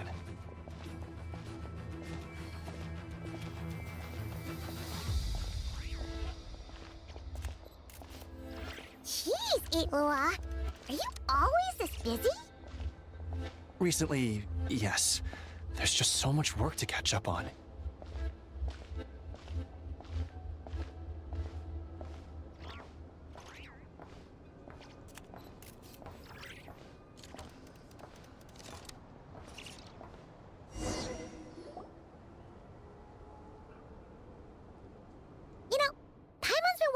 For a while now. What are these vehicle thingies we keep seeing in the Lightkeepers camps? They kinda look like food trucks, don't you think? It'd be awesome if you really could cook up there. But Paimon has a feeling there's more to these things than meets the eye. For real? You mean the type that'd grab a spoon and start attacking you if you said you didn't like its cooking? Oh, these? Officially, they're called moon wagons. They're transportation tools we made by modifying Snezhnayan mechanical vehicles. You can think of them as Kuvaki-powered mobile lighthouses. They're not quick by any means, but they save us a whole lot of trouble and manpower when it comes to transporting supplies. As for cooking functionality, I hadn't actually given that any thought. But you know, if we did install a toaster in there... Oh, no. Filling stomachs is a key part of a Ratnik's duties too. Thanks for reminding me of that, Paimon.